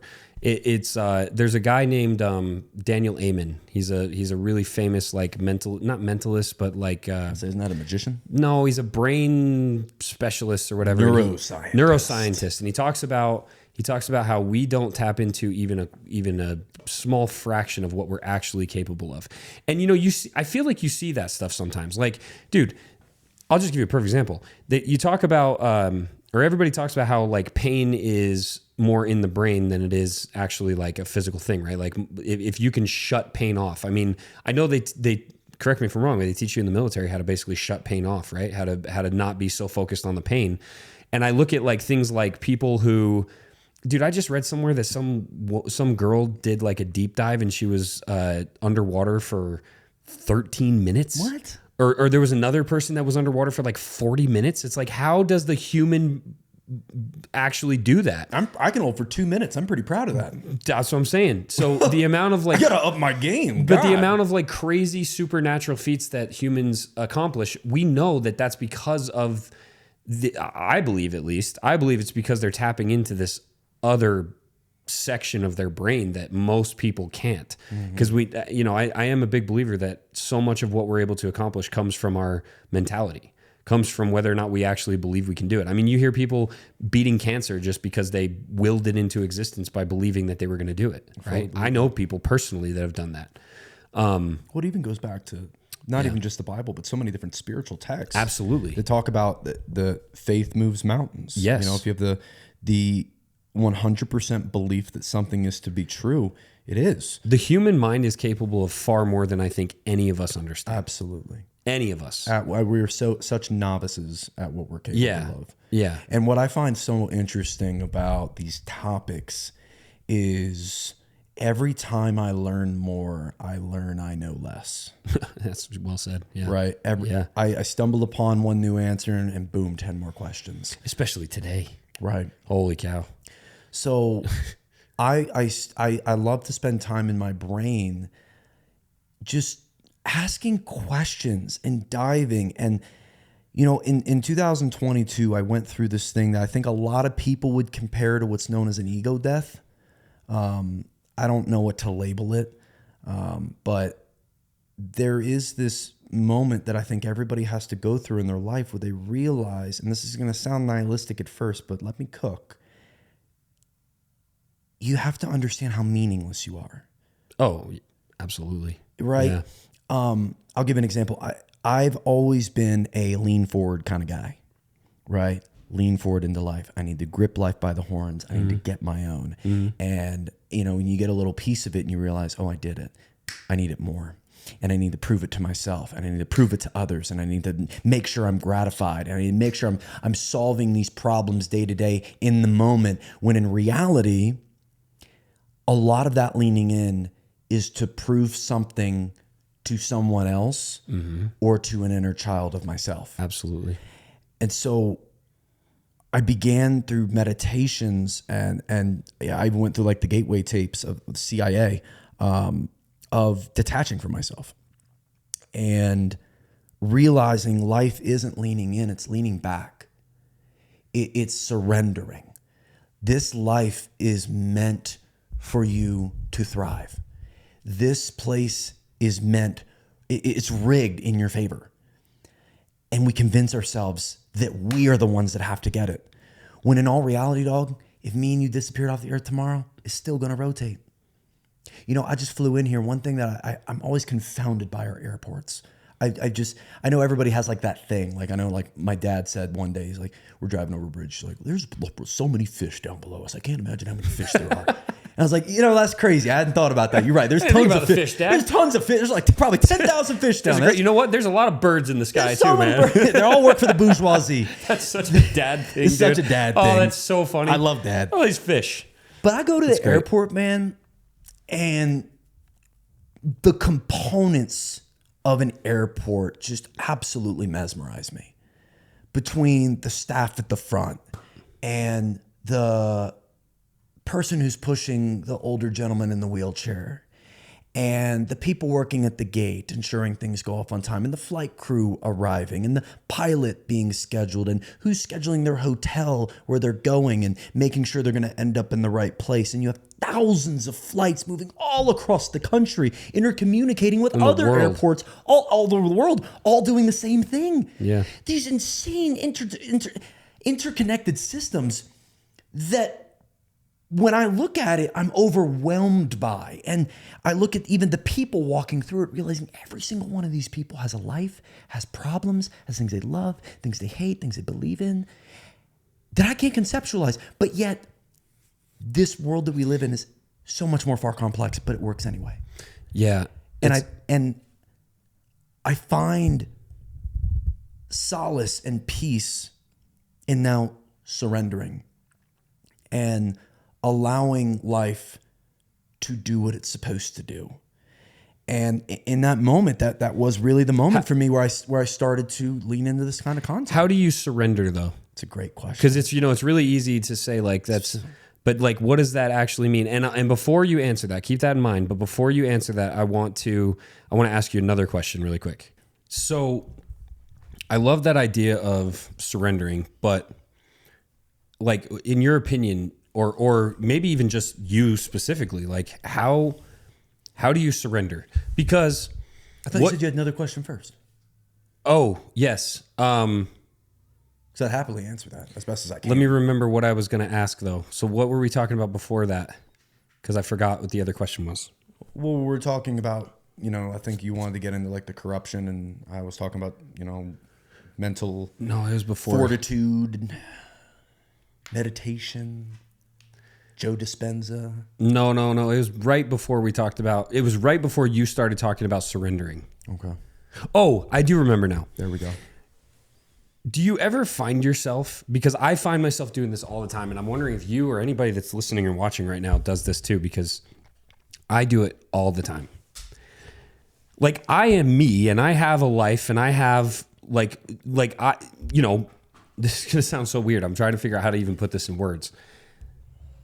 Like I am me and I have a life, right? Do you ever just look at people and think that person is like me, they have a life, but to them, my life is foreign. Yes. Like their life is completely personal. Right. And everything to them, their relationships, their day-to-day, their health, their mentality, like all those things, like that's them. Yeah. Like I know me, everything about me, but like when I look at other people, I'm like, everything about them is nowhere near the same complexity as it is my own for me, right? Like it's just like, but I know that they have that. Mm-hmm. Like I know that you feel and look and think the same way that about yourself that I do about me, and you have your own relationships. And does that make sense? It makes complete sense. Like, and I think actually both of these questions coincide. That's what I'm saying. So because when I think of that, I'm like, it's such a strange thing to consider that all of us have like our own little worlds. Mm. And like, yeah, I don't know if that sounds crazy or not. No, it doesn't. But I find myself thinking that all the time when I look at people. I'm like, they have their own world. That's exactly, I believe, what we should be thinking about, honestly. I'm no spiritual guide or anything, but one of the feelings that I took on in the form of surrender, and some may just simply label it empathy. Good job, you learned empathy. But it is this idea of everybody else's life is just as important to them as mine is to me. Yeah. And that weight. And just as intricate. Right. And just as personal and special and. Yes. Yeah. Yes. Yeah. And smarter at certain things, more skilled at certain things, weaker in certain things, more proficient in others, care about other things deeply. Yeah. And I think one of the key components of surrender is understanding the worldview we have through the lens of our ego is so microscopically small compared to the complexity of this world we live in. Mm-hmm. That is one of the first, in my opinion, steps toward that surrender. Because what we're surrendering to is you're one of the 8 billion people on this planet. Yeah. Your identity is a mydentity. And let me explain what that means. I like that. Your identity is a mydentity. And I think a lot of us grow up not knowing who we are. And we struggle. You know, middle school for me was tough. I was heavily bullied. I was suicidal at 14. Wow. I tried to off myself at 17. And I joined the Army because I didn't really know what else to do. And then I would get fired from 2 different jobs. I was demoted twice in the Army. My career path wasn't shaping up super great. I ended up becoming a correctional officer, and then I have a woman who's a real estate agent saying, hey, you should be a realtor. And she did it 3 different times. I told her all 3 times. That's stupid. I have a 2-week paycheck in insurance. Like, why would I do that? And then she ends up signing me up for it, say come the next day, and I did. And I went into debt for the class and started it. But what happened is I actually found something I was good at. I found something that I was doing kind of uniquely in comparison to the rest of the herd. And especially in real estate, a lot of realtors are super old. The gratification I was able to gain from the identity that I formed for myself at that moment was foundational in my day-to-day. It was foundational in that moment I woke up and put on my shoes to go to the gym. That wasn't me pushing me. That was my identity moving me. And that my identity moves for others. And let's be clear. You're saying my identity, not my identity. You're saying my identity. My identity. My identity is something that is created by me on my terms based off my life. My sports team, that's part of my identity. Mm-hmm. It's part of something I believe in. My religion, my political affiliation, my country, my heritage. These are parts of our identity, but oftentimes they're more so part of our my identity. And I think politics is a fantastic example. There's so many people in this world right now that take on their political belief system as a part of their identity. And I'm just going to put it out there. I don't believe that's healthy. No, definitely, dude. I've actually, sorry, I don't mean to cut you off, but this is important. This is your show. The fact that everything has become political, and I mean everything. You're right. I mean religion, I mean race, I mean color, I mean the TV shows you like, the clothing you wear, everything has become political, where you basically cannot have a conversation with people nowadays without it eventually getting to politics. And I've said this so many times. I don't believe that we as human beings, as children of God, as whatever, are meant to be political. I think politics is I know politics is a man-made thing, and we are not meant to run our entire lives based off of our political affiliations. That is not how we are meant to live and meant to exist. But we have gotten to a place as society where literally, dude, I believe this. I believe that everyone bases who their friends are, whether they can trust somebody, who they stay close with their family, what kind of clothing they wear, what kind of car they drive, what kind of food they eat. Everything is determined nowadays, in my opinion, for most people, by their politics. And what does that do when 2 people of unequal politics come together? It destroys relationships. Right. And why is that? Because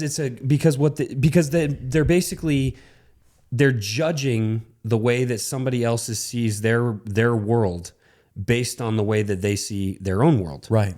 And that is how we cause all the issues that we have. Right. 2 competing identities. Yeah. Well said. Yeah. With 2 competing egos. Yeah. 2 egos that want to be verified. We crave validation. Yeah, because it's interesting. We crave validation. Yeah, because it's interesting, dude. You know, we always talk about how you guys have all heard the statement, like, the world doesn't revolve around you. Guess what? It actually kind of does. Like, if you're talking about my identity, right? Let's just be honest. All of us are so immersed in it's kind of what I was talking about. Like, I'm immersed in my own world. I have my own friends, my own connections, my own life, my own dislikes, my own day-to-day, my own trials, my own everything. I am not always, and I think if everybody was honest with themselves, we are not constantly thinking about other people's relationships and other people's problems and other people's this. We're always thinking about our own. Mm-hmm. So the reality is our worlds do revolve around us. And the minute that we step outside of that, and try to make it so that what am I trying to say here? Like, Yeah, keep going. everyone else's world, like we exist in everyone else's world instead of just only being in our own world, right? That's where things become really challenging, because that's where you have to be more in tune with the potential relationships or the potential thoughts or the potential emotions or the potential day-to-day for all these other people. It's the whole idea of, that's why it's so hard for other people, for a lot of people to think of other people. And I believe that we as a society have been groomed that way. We talked about this a lot last night, about how isolation is what I believe is probably one of our biggest downfalls. It's killing us. Yeah. It's killing us. It is. And it's, whether it's technology or just the fact that we're like, you don't just go to your neighbor's house anymore, right? You text them. And you don't just, like, human interaction has been almost completely like, I mean, it's not important to most people anymore. And along with that isolation comes it's just an inherent need that you now have, because you're isolated. All you're thinking about is yourself. Right. All you're thinking about is your own Mydentity. All you're thinking about is your own world. Right. You're not thinking about everyone else's world. Does that make sense? Makes I complete feel sense. like I'm going crazy right now. No, it makes complete sense. I don't know if anybody's brother. following, but I'm just like, You're on one. I You just, nailed it. it's, so like when you talked about surrendering, I think ultimately, correct me if I'm wrong, but what you're referring to is surrendering your own world to the world at large. Which I think there was a beautiful summarization of what you just said in the Bible. When Christ is asked, well, which of these laws should we follow? He says you need to follow the greatest commandment. Yeah. Love one thy another neighbor. like I've loved you, and love thy neighbor like, Love your neighbor as yourself. as yourself. Wow. Interesting. I believe that's the core definition That's of surrender. actually, yeah. And we were taught that. And think Through our of how entire lives as a Christianity Christian. has been hijacked. Yeah. And the life of Christ has been hijacked to be everything other than that. When he was point blank asked, hey, dog, this 33-year life you're on, this 2.5-year sermon tour you're going on, traveling the country, doing your tour. What's the most important thing? What's the one thing you could summarize it in? Sum it up. What's the most important thing? And that's what he says. And that's what he says. And yet it seems like in our country, and I'm not so much saying it's ours, but especially in our country, this is the one I know the most. This is the one I live in. This is the one I love, and I want to thrive. I feel that most of the things that we do are in the direct opposite direction of what we stand on as a Christian nation, which I'm also a firm believer that religion and politics shouldn't intertwine themselves. I believe in a firm church versus state disconnect. But I also believe there's a great book called The Separation of Church and Hate, and where our politics, our worldviews, how we operate in America is on a version of hijacked Christianity, of Christian Zionistic Judeo-Christian values. That's an oxymoron, by the way, the Judeo-Christian word.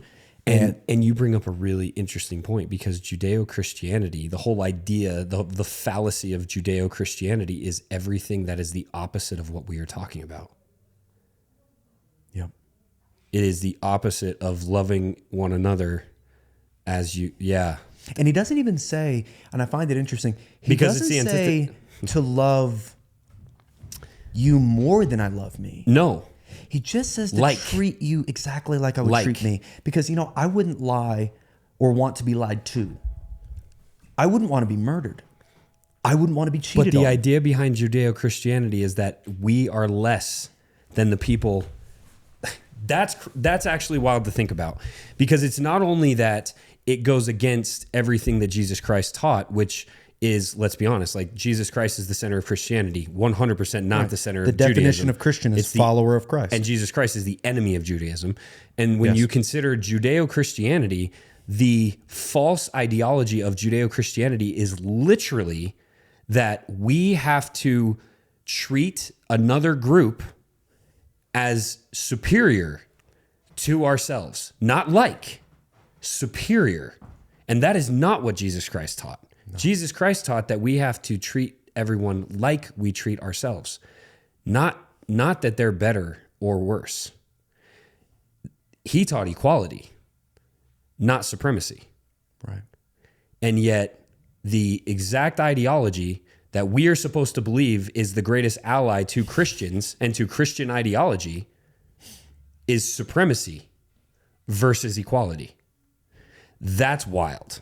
That's actually a crazy thought. And I don't think most people think about that. I think most people probably gloss over that. Well, I mean, and rightfully so, because what's caused more wars, more hatred, more division than religion? Yeah, no question about it. Right. And Christianity sits right at the helm of it. Mm-hmm. You know, and I struggle to even claim the word Christian. I claim more that I just want to live like Christ. Well, that is what Christian is supposed to be. That's what Christianity is. But I don't believe Jesus came to start a church, and yet we did. I don't believe he came to start a movement. I believe he just taught us how to live. You know, the Bible, I believe, is the basic instructions before leaving earth. I think we just have a clear subset of how to live a good life. Because think of any sin and line it up and say, does it make your life better or worse? A sin oftentimes is living in the moment for who? Yeah, for ourselves. Yeah, well said. Yeah. That's all it ever is. And I don't see a single man that's better for his lustful tendencies. No. I don't see a single man that's better for giving in the physical vices. I don't see a single man that's better for not being disciplined or for not treating the person to their left or their right with significance. I don't see any sin that is labeled in that book that lines up with a better life. Like an argument of like, why can't I do this? This would better my life. Find me one. I believe simply it was laid out for us of how to live an enjoyable life with one another, how to live in community. I think this is why, sorry, it's going to kind of go off on a little bit of a tangent. Not so much though. But I'm in your car, brother. I think this is why so many people are starting to wake up and are at odds with this whole Zionist movement. I know for a fact that it's why I am.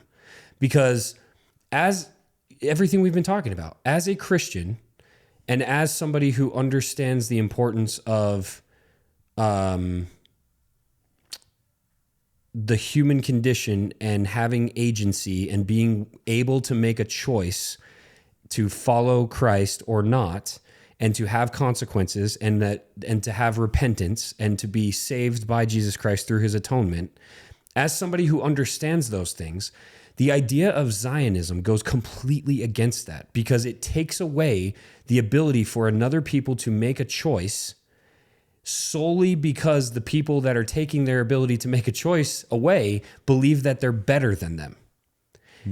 And I think that that's why so many people are starting to wake up to this, is because inherently, if you are a good person and if you are a follower of Christ, or even if you're a follower of something higher, you understand inherently that supremacy is wrong.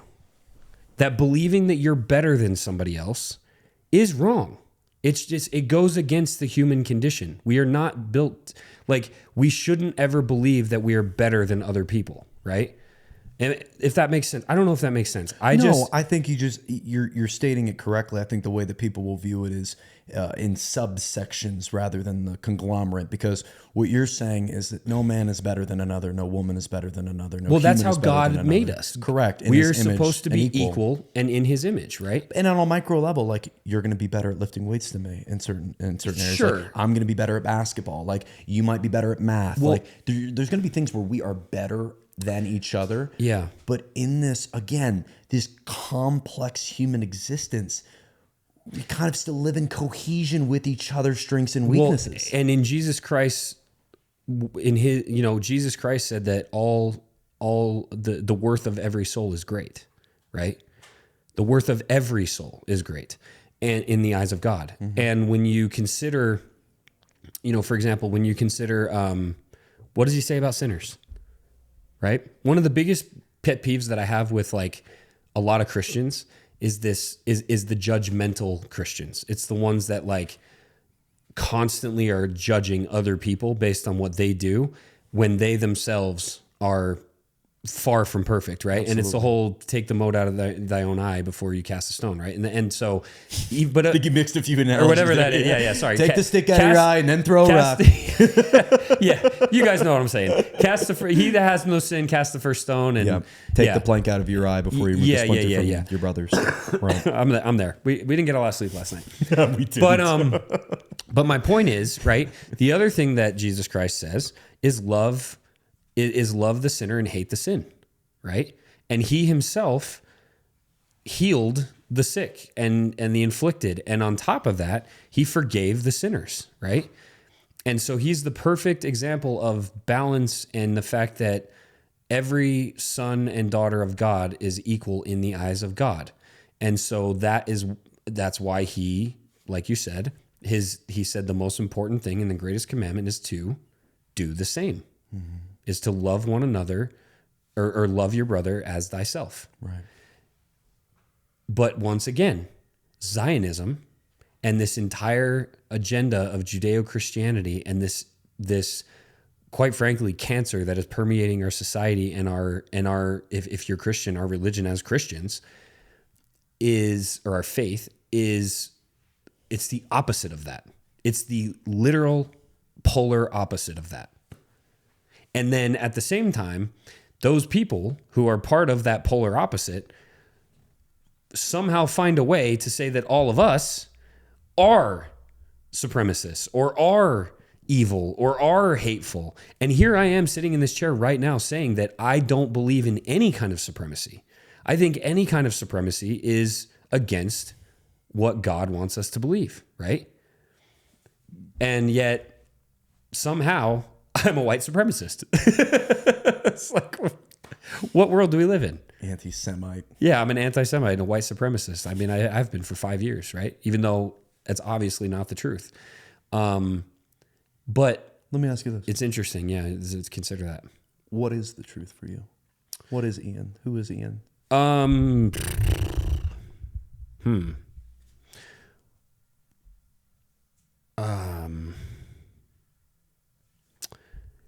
I am first and foremost a son of God who is, I believe I am foreordained to be the things that my Heavenly Father, my God, wanted me to be. I believe that we actually existed before this life. And I believe that we individually chose the life that we are leading. Interesting. And we knew before we came here what we were going to do.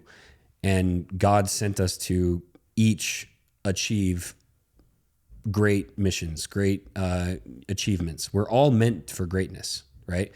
And I believe that to my core. And so that first and foremost is what I believe, is that I am foreordained to achieve great things and to be a leader and a teacher of men. But then I also believe that I have been sent to be a servant for my family and a protector. That's the second piece, right? I am a servant and a protector for my kids and my wife, for my family. And then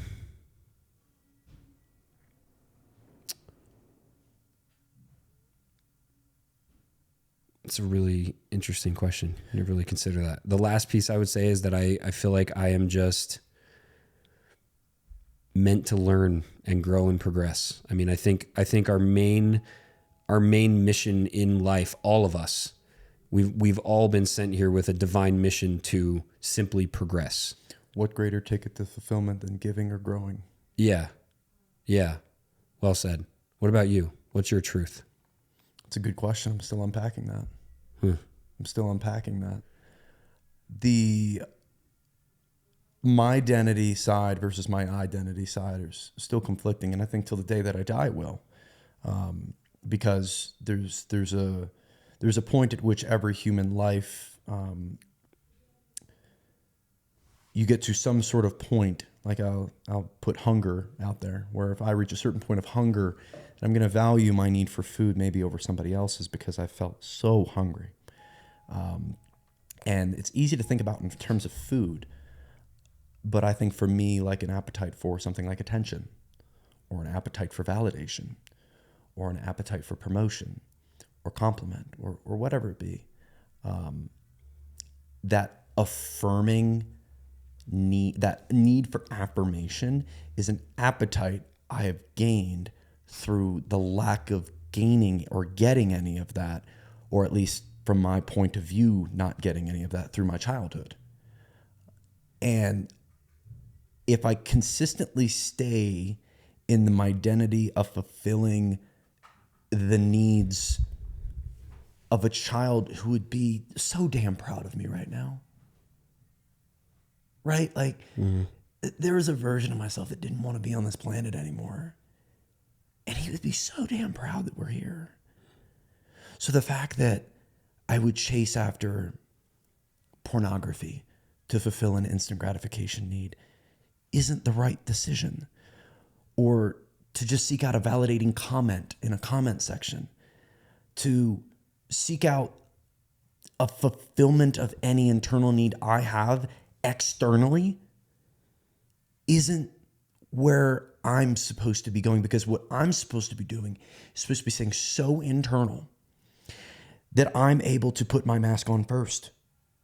We talked about this the other day. When you're in the airplane and they say, hey, if these masks drop, stop screaming and put it on before you help anybody else. And I believe there's a lot of people that want to do a lot of good out there. And there's a lot of people that want to assist putting the masks on the people to their left and to the right. But we're of no use to the fight if we can't bring value to the people around us. And the only way we can bring value to the people around us is if we find value in ourselves. Well said. If we can't find love in ourselves and we can't love our own identity and love who we are on this planet, how are we supposed to share any of that? Yeah. How are you supposed to pour into a cup that's coming from an empty cup? Well, and that's why all sin and all evil and all of these dark forces, the main goal of those things is to make us hate ourselves. It's to separate us from God. It's to separate us from God, but also by the same thing. And by so doing, Right. we hate ourselves. We Correct. hate our own existence. And it's very, very, clear that is the case. And why do you think that shame hits us?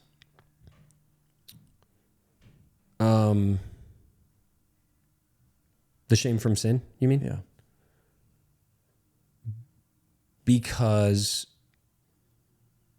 once again, I believe in the importance and the power of repentance. I think that that part of the process of progressing on earth is that we're going to make mistakes, we're going to sin, and we need to repent and, try our best to not do it again and continue to progress.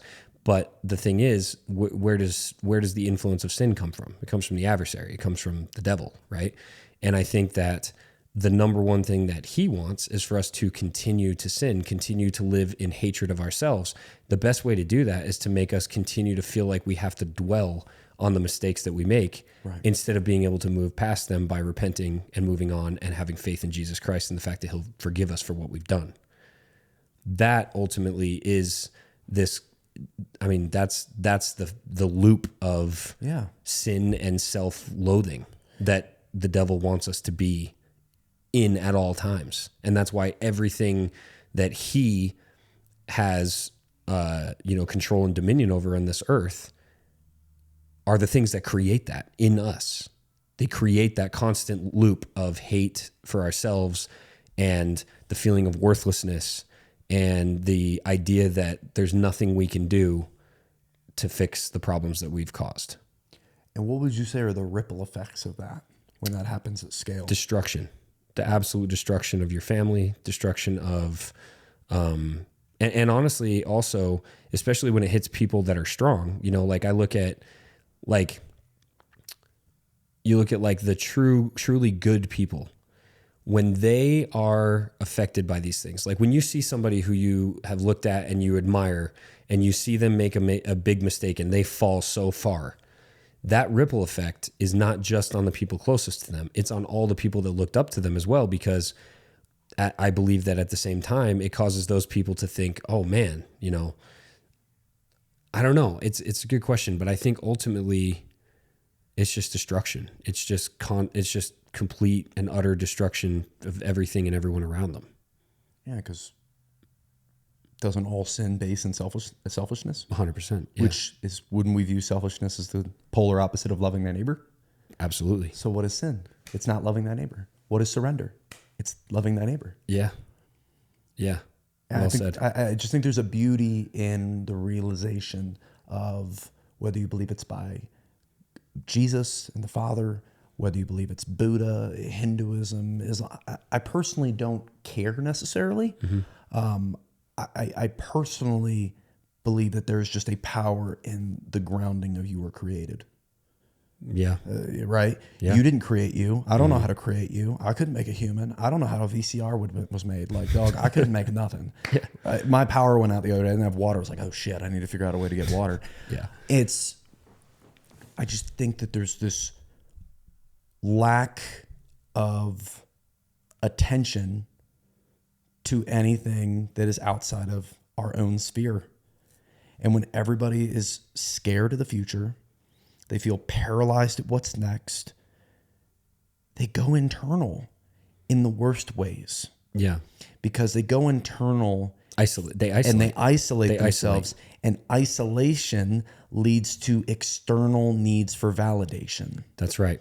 And when that happens, you go into this doom loop. And that's exactly what is happening on a mass scale in society right now. Especially with young men. That's exactly what's happening right now, and I mean, that's, let's talk about this because I think this is important. So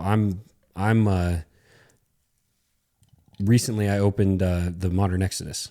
Yes, you did. Which is a group for men, and it's because of all the things that we're talking about.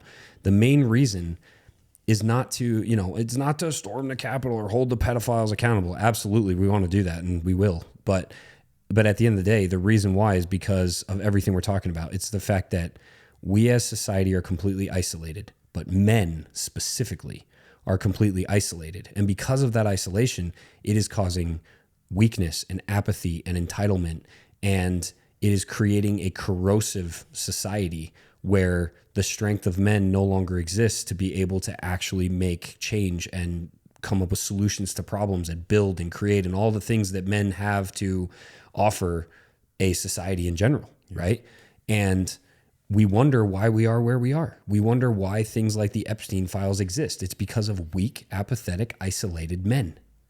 And men who have given all their power to the adversary rather than to belief in a higher power. And what you talked about, which is surrendering themselves to the world in general and not just their own world and their own passions and their own desires, right? And seeing people as not equals, but as less, as far less, right?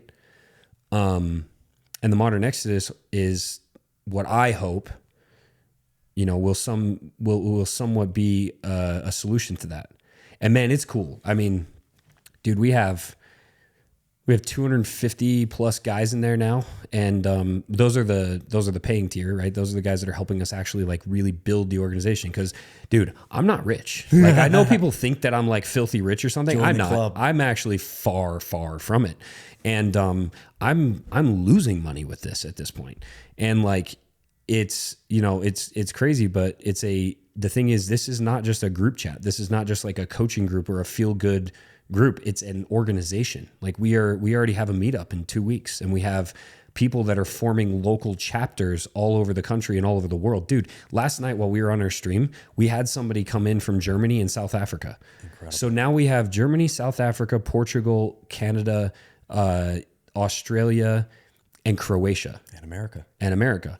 And, it's been really, really cool to see how many men have just gone all in on this. And I think total, including the free tier, now we're up to a little over 500 men, which is cool. And which is crazy to think, right? 500 men have come in to network with each other and build and become the best versions of themselves for them, their families, their communities, and do all the things that we're talking about of fixing these problems and stopping this isolated, weak, apathetic society. And so it's really cool, but can I announce it? Sure. Right now? You got it. You are going to be part of the Modern Exodus. Mm-hmm. You are going to be one of our builders, and you're going to be teaching men everything we've talked about, but a lot of other things. Do you want to go into kind of what you're going to offer for the Modern Exodus? I'll do my best, as we haven't filmed it yet, as you know. Yeah. But we're going in the finance. Yeah. The lifeblood of our American lives is do you have enough money to pay your bills? Mm-hmm. If you do, great. If you have more, you can be a little bit more or less stressed Right. at the end of the day. Right. Support your family, support your goals, support your aspirations. And I think that we live in a rigged system. We live on a monopoly board. Mm-hmm. We are playing a game. It's a risk board. The game of Monopoly was created by a teacher to teach her students the dangers of macro corporate capitalism. What? Yep. And then it was bought by that game company, and they said, macro corporate capitalism, this game to heck, baby. We're going to make so much money off this. You really do live in a simulation, dude. And the thing about a game is every game has a few different things it has to have in order to be a game. It has to have three things. It has to have winners, losers, and rules. And if you have those three things, you have some form of game, some form of competition, and that's what we're living in. And what this course is going to be, that's going to only be in this Modern Exodus group, because I don't intend to put some giant paywall behind $1,000, $500. Yeah. And this will be available to the paid members. And which is how much? $50? $50, right? Dude. It's $50 a month, and they get. There's now 6 builders, is what we call them. Basically, you guys are like coaches, but you're teaching expertise in different areas. So like I'm teaching social network, I'm teaching social blueprint and networking and social media and all that kind of stuff of how to actually create influence and build communities, which I think I'm okay at. Then we have Clyde, who is teaching like mindset and spirituality and like really diving deep into, just kind of breaking free from this mental matrix. We have Kawa, who's teaching tactical awareness, just tactics in general, like all that kind of stuff. He's a former Green Beret. Then we have Morgan and Garrett, who are focused on fitness and diet and optimization of hormones. And nice. And then we have who am I missing? Kyle. Kyle's teaching real estate. Veteran. He specializes in VA loan. He's also teaching just a bunch of different things. He's also teaching hunting. Like he's teaching, skills, real estate and hunting. There you go. Yeah, real estate and hunting. And then we actually just talked to I don't know if you follow Winter. He's the big black dude that's like he's cooking. He's a chef. He'll cook in his kitchen and he'll have something playing on like the TV that's just something about how our world is on fire or whatever. Crazy. And then at the punchline, he'll take a knife and just stab it in the bread in the cutting board and walk backwards. But he's also a relationship coach, come to find out. Oh. So he's going to be helping men with their relationships. Incredible. And that's just the course material. We're not talking about the regional chats and regional chapters. We're not talking about the retreats that we're going to be having. We're not talking about the weekly multiple Zoom calls where these guys can get on and actually talk about their issues and ask questions to these guys. And like, it's a legit community and it's $50. Like, I'm sorry guys. I'm not trying to, this isn't meant to just be like some crazy plug, but it's like your stuff alone is worth more than that. Well, regardless of any of that, I find that there's immense value in the group, but I also find there's immense value in someone who takes that step of surrender. For sure. Because to join a group where you plan to learn and grow is to admit you're not fully where you want to be. Amen. And that is what these men have for sure done. Which is incredible. Yeah, it's the difference of actually being accountable. And I think that is also one of the biggest issues we have is the lack of accountability in the world. Not just with our freaking leaders who get away with murder and literally murder and are never held accountable, but also just the ability for people to hold themselves accountable. Right. And the fact that these men have been able to say, I need to be better. And the best way to do that is to surround myself by a bunch of other men that are saying the exact same thing. And that, in a nutshell, is what the modern Exodus is. And I don't know where it's going to go, dude. I don't know. We're awesome. Freaking throwing it against the wall and making it stick at this point. How exciting is that? But it is fun, dude. It is fun. And I'm super excited to have you come on. Like, I think you're teaching somebody this whole idea of you basically teaching them the rig system, but then showing them the rules. Right. I want to show you how you can win. Yeah. Because there's going to be losers. And the problem is, in this current day economy, there's going to be more losers tomorrow than there were yesterday. Mm-hmm. Right? And that terrifies me as a father. Yeah. So I find it my human... It's your calling. Sure. To ensure that I can try to make people's lives just a little bit better as I go.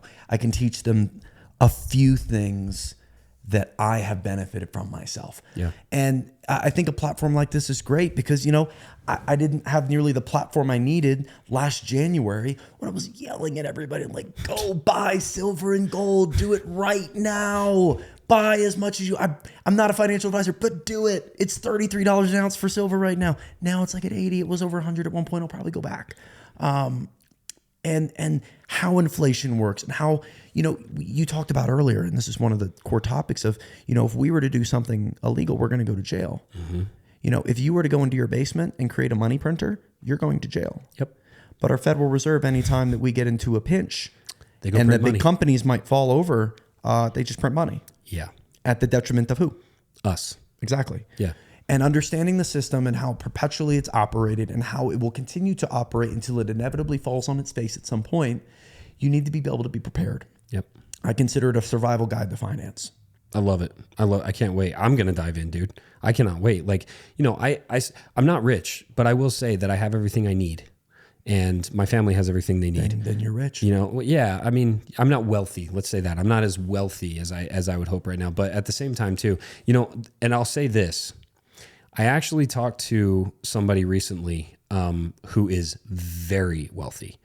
And when I say very wealthy, I'm talking like the kind of money that you and I can't fathom. And they have lived a life that, let's just put it this way. We were having the same conversation and I said, at some point I said, you know, I'm not rich. I don't have a lot of money. And he looked at me and he said, you're lucky. And I stopped him and I was like, wait, what? What do you mean I'm lucky? And he goes, there's a reason why people talk about the fact that when someone has a lot of money, it doesn't create happiness. And I said, well, yeah. And he goes, no, but you need to understand what that means. And he said, imagine that you had $60 million to spend this month and you have to spend it by the end of the month. He said, now pretend that you have that for the next 6 months. He said, in 6 months, even if you spend all 60 million every single month, you will never be able to create, by the time you get to like month 2, month 3, you are no longer creating a new experience. He said, you will have experienced every type of pleasure, not happiness or joy. He said, you would experience every type of pleasure that the world has to offer. And he said, it's like a drug. He said, I know because I've experienced it. He said, you get to a point where imagine that you could never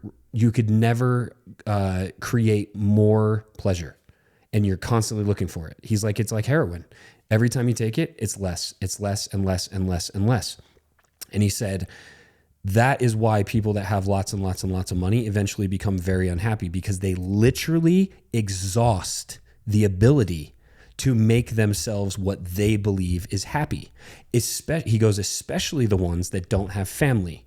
Because he goes, let me give you an example. When your little boy comes and gives you a hug at the end of every day or before he goes to bed or whatever, he said, would that ever not make you happy? Like, would that ever be like will that ever feel like some stagnant experience for you? And some just like, eh. And I was like, no, every single time it makes me happy. Every single time it's something new. It's not like, it doesn't feel like an old feeling. It feels like a new feeling of happiness, right? He said, exactly.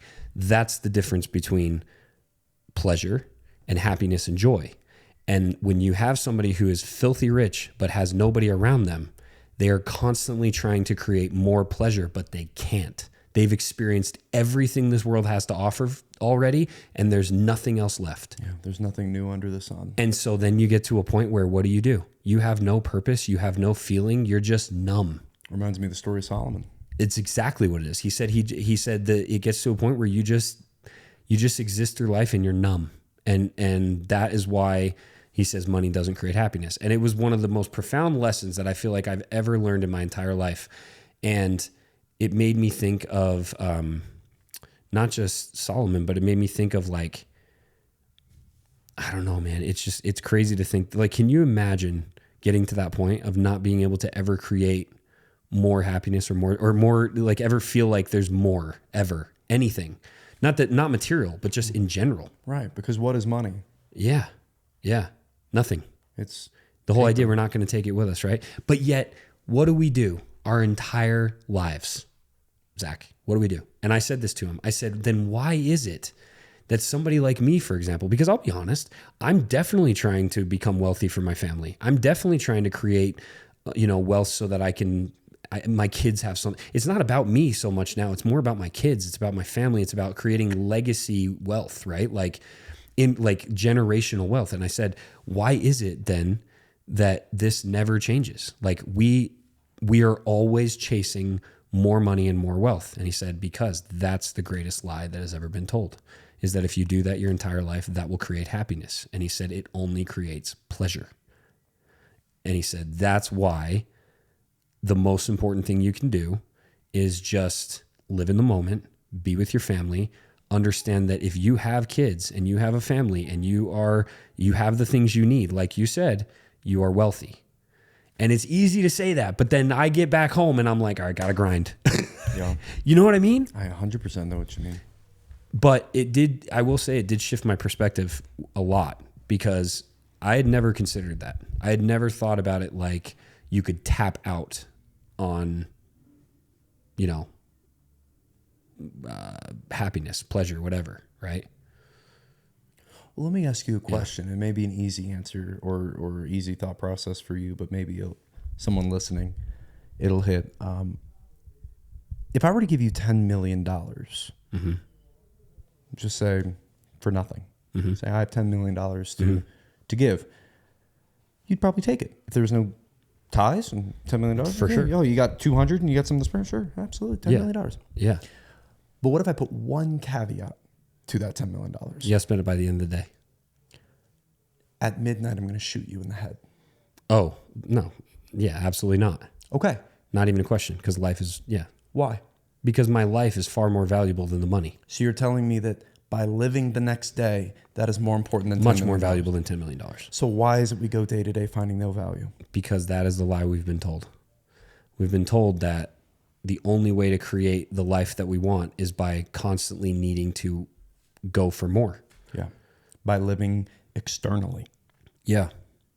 Every external pleasure is what feeds us internally, instead of us being able to internally sustain ourselves. And now you couple that with social media and the constant barrage of this person has this person has that, this person, and the keeping up with the Joneses idea, right? And that all goes back into validation and feeling like I need to have this because this person has this. So that we base our perception of wealth and our perception of a quality life based on what other people have. We'll think about it from this perspective. When we're talking about money, right? Where do we make our money? From adding value, creating value in the market. Yeah, the job market. Or exactly. Job, jobs, career, creating value. Yeah. If I were at a networking event and you and I were to meet for the first time, what's going on? What do you do? Yeah. And you're going to tell me about your job. Yeah. You're going to tell me about your career. Oh, tell me about yourself. Well, I work at blah, blah, blah. So many people's Mydentity revolves around their career. Yeah. So many. So many. Yeah. And it's like, why? Why is that?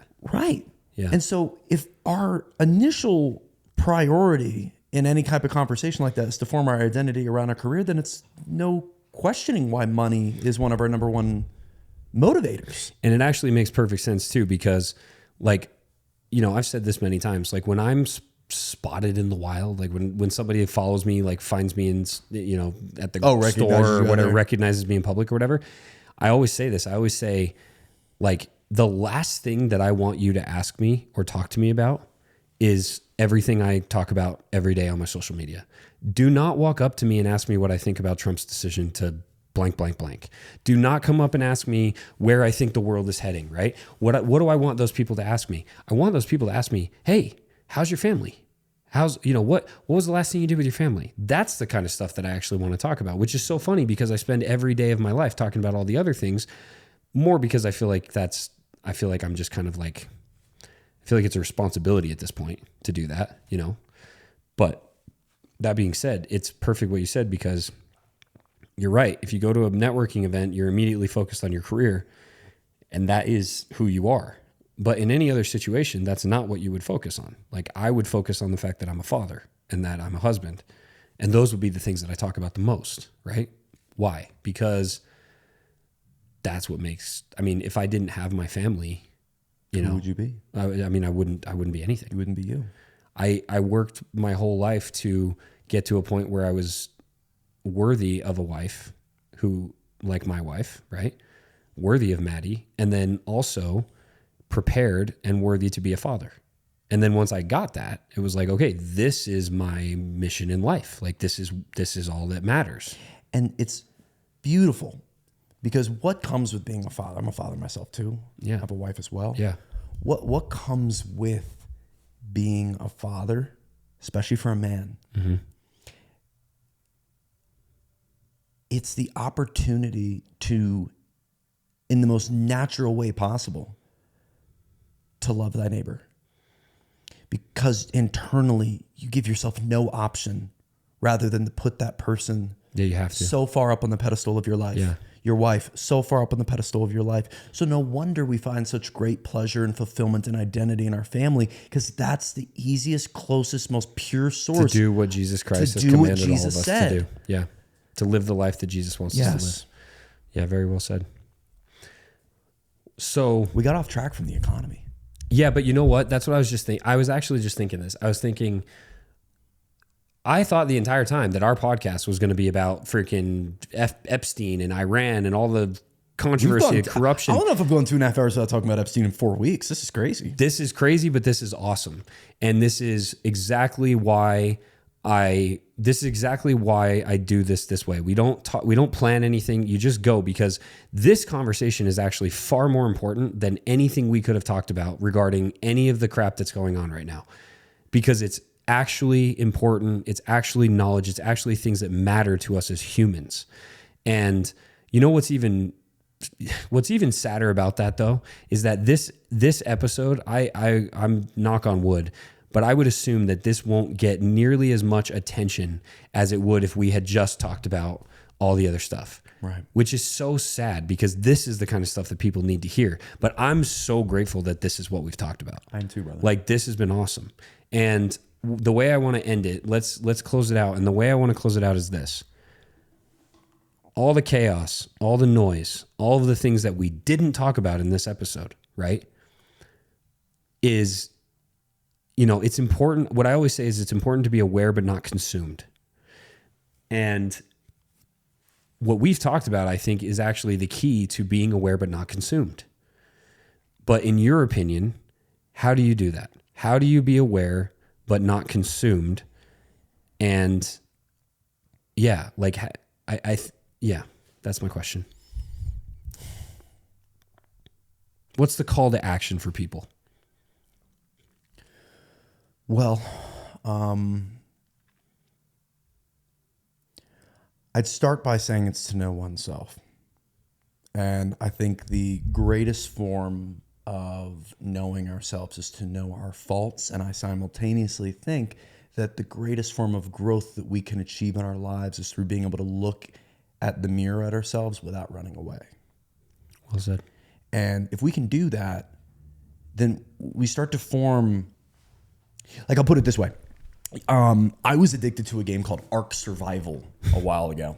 It was this MMO, dinosaur hunting, blah, blah, blah, on this giant island. Like, literally playing the game, it would take you 2.5 hours to run to the other side of the island. Incredible size. But just like that game and many other games, when you open up the map, there's a tiny little circle of light around where you are right then. Yeah. And then the rest is blacked out. The rest is kind of in the shadows. Okay, yeah. You don't exactly know what's out there. It's like an RPG. Right, Yeah. until you go there. I kind of view that as our brain. We live ourselves so externally that internally we hardly have a map of ourselves. We hardly understand the just as you said, the capacity our brain can operate at, and the neuroplasticity that we have the control over, and the energy that exudes from us, and how our our reticular activating system is acting as a GPS for our subconscious and the beauty of this brain. Okay? I believe that the best thing that I have as a weapon right now is geography in my brain. I feel that I have slowly built out pathways where I can physically locate myself in a different place in my brain. You talked about the army and pain and all that. I'll bring it to something I was never involved in. I think it was called SEER training, where they literally taught you how to be interrogated, essentially. Part of the deal was you were going to be interrogated. And lightly kind of tortured-esque. Like they're not physically doing it, they're like pulling to the edge. Yeah. And, you know, you hear similar stories about people that have to go through certain levels of the FBI, Navy SEALs, higher intelligence. And one thing that they teach is this ability to go within yourself to avoid the physical external pain, just as you brought up earlier. And I think through things like prayer, true, emotional, deep, not fake, just because your pastor said it that way, you say it that way type prayer. Like I talk to God the same way I'm talking to you right now, right? I'll be emotional the same way I'd be emotional with my wife, right? And meditating. I think it's been woo-woo to heck, to the point where even certain Christians would view it as, oh, that's from the devil. No, it's not. Prayer is meditation. Christ meditated. It says it right in the word. It's to stop in the moment and realize every thought you're thinking is a reaction of your brain chemically based off the compound of experiences and knowledge you've had prior. Everything you're doing right now is just a compound of all your past experiences. And if we never stop to start to untether that, if we never stop to start walking through that shadowy path in our brain that maybe we're scared of because we don't know what's there, it's shadowed. But we have to, because the only way we can survive a world that's so externally chaotic is to have peace within. Well said. And I think if everybody were to, at scale, were to start, because I don't think it's something to be achieved, I think it's a constant journey. But if we had a consistent group at scale that was looking toward that growth of internal peace, that journey toward internal fulfillment, I think it does start with meditation. I'll give you a perfect example. The CIA Gateway tapes. Yeah. One of the big core, because I went through it. There's like 7 tapes. It's like 28 hours worth of meditation. Explain what that is, because most people don't know what that is. It was like high level. It was like 1970s, I think. They were trying to figure out how to astral project, and they were trying to figure out like if Joe's sitting over there, shout out Joe. It's all part of MK Ultra. I keep looking at him. Part of MK Ultra, exactly. Yeah. They were trying to get it so like if Joe had an envelope with a shape in it, that if he just opened it up and looked at it, I would be able to know what shape and what the color was. And it was just a real thing. It's a real thing. And these tapes were designed to help get people toward that, to build a tool set in your brain. Yep. Now, I went through it kind of differently. I didn't really want to leave my body or be able to do any of this crazy magic woo-woo. I kind of just went into it like, well, I'm just going to try it. And one of the things that I found in the instruction manuals was one of the most important things is this sequence that you go through in meditation. And it's like a muscle. And every time you do it, it gets a little bit more real and a little bit more real and a little bit more real. To the point where, like, for example, it starts by saying, go to your box and empty everything that is your physical life into this box. And then go to your space. Go to your space where you're going to begin this breathing exercise. You're going to do X and Y, thinking about why. You're going to hum like this at this frequency, and you're going to go in this specific order. Then you're going to do a body scan, and I'm going to count from 1 all the way up to 10, and you're going to feel your body moving. And dude, to this day, if I start saying 1, 2, I can start to feel it moving through my chest. 3, shoulders. 4, down to my hands. 5, back down into the stomach. 6, groin. 7, thighs. And I feel it because I've done it so many times. And what that builds is as you've done this multiple times, is like I have a vivid image of exactly where I walk.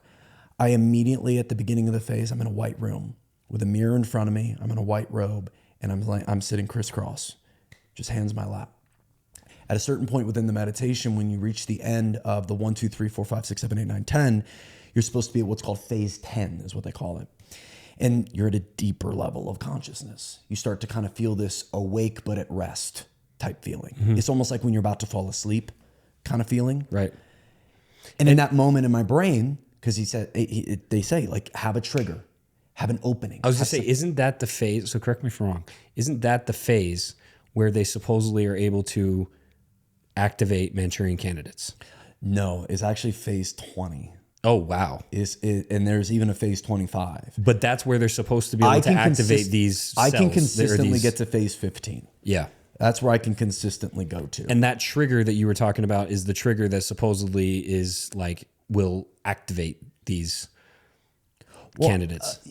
Whether it's activation, I don't know. I don't know what the overarching goal even was of the project, other than they did a lot of studying on the brain and on how we operate to get to this. How can we weaponize? I can tell you that. I can tell you part of it was what you're talking about now is largely what people believe they were using for Manchurian candidates, for would-be assassins, for the whole idea of that you could control an asset and just completely manipulate and brainwash a person to jump out of their life and out of their Mydentity and become someone and something else that it has only one purpose, which is the purpose that's designed and determined by the person who's controlling them. And if you were to mentally walk someone through that process of what you want them to become, you can see how time that's and time and time and time and time and time again. Yes, you do. Yeah. And so, for example, when I exit phase 10 or enter phase 10, that moment, my white room, it's all white. There's no color. A door opens. Library. I view this as my brain. It's a gigantic library with steps on the right, steps on the left, giant book in the middle, books as high as you can see. There's an open door that leads out to a terrace. There's a garden. I view the garden as an emotional area where I have to trim, where I have to keep things tidy, where I have to make sure that things are, being taken care of properly. They have to be attended to. I walk downstairs when I enter phase 15, downstairs to where there's a couple ponds, and then there's a beach. The beach leads into just open, vast water. I can't see the end of it. It's murky, kind of sky, a little foggy, and there's just a little bit of sand, and that's where I'll sit. And in phase 15, I'm there.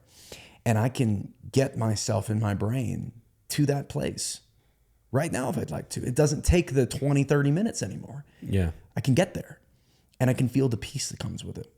And I can feel the grounding, and I can get out of my monkey brain that wants to all the time, ADHD brothers. Yep. And get into the moment. And I think that tool set, and there's so many different little tool sets. It's like pull out your saber and all this weird stuff, but it's backed and it works and it's real. Yeah. And I think the first step would be, and I'll say it as it sounds vulgar, but raw dog life. Get off screens, stare at a wall. I believe the true secret to happiness is boredom. I think we're constantly supplied with dopamine, constantly supplied with feeling, constantly it's the key supplied to production too. Right, with external feelings that we don't know how to generate. Like we've lost the ability to internally generate pleasure because we've spent so long generating it externally. Yeah, or from something external, at least. Yep. And the best way to get back to that zest for life, right? That childlike excitement. Like we're doing something exciting tomorrow. I can't sleep. Like it's to dull it down. It's the exact thing that we were just talking about that with the whole idea of like chasing more pleasure. You can't possibly reach another level of pleasure if you don't know what it means to be dulled down. You have to dull it down to be able to bring it down to a level 2 to be able to bring it back to a level 10. Absolutely. Yeah, interesting. Absolutely. But people that try to live their life at a constant level 10. And trying to live your life at a constant level 10, constantly trying to find the next external motivator, external gratifier while this world feels on fire. It's terrible. You're not going to find it. Yeah. When you do, it won't be fulfilling. And if you continue in the loop, you're only going to feel more succumbed to this wild world. Yep. We have to be the light in the dark. You do not put a light under a bowl. You put it on a stand in the middle of the room for all to see. Well, yeah. That's what Christ says. That's what Christ calls us to be and do. He calls us to love our neighbor. And you don't have to believe even that he was a God to not look at his writings and his teachings and read through Matthew and to see that the entire orchestrated monopoly around the falsehood of Christ's teachings into modern day American Christianity is what's dooming Christ's teachings, because Christ's teachings do not match today's church. Not at all. They don't.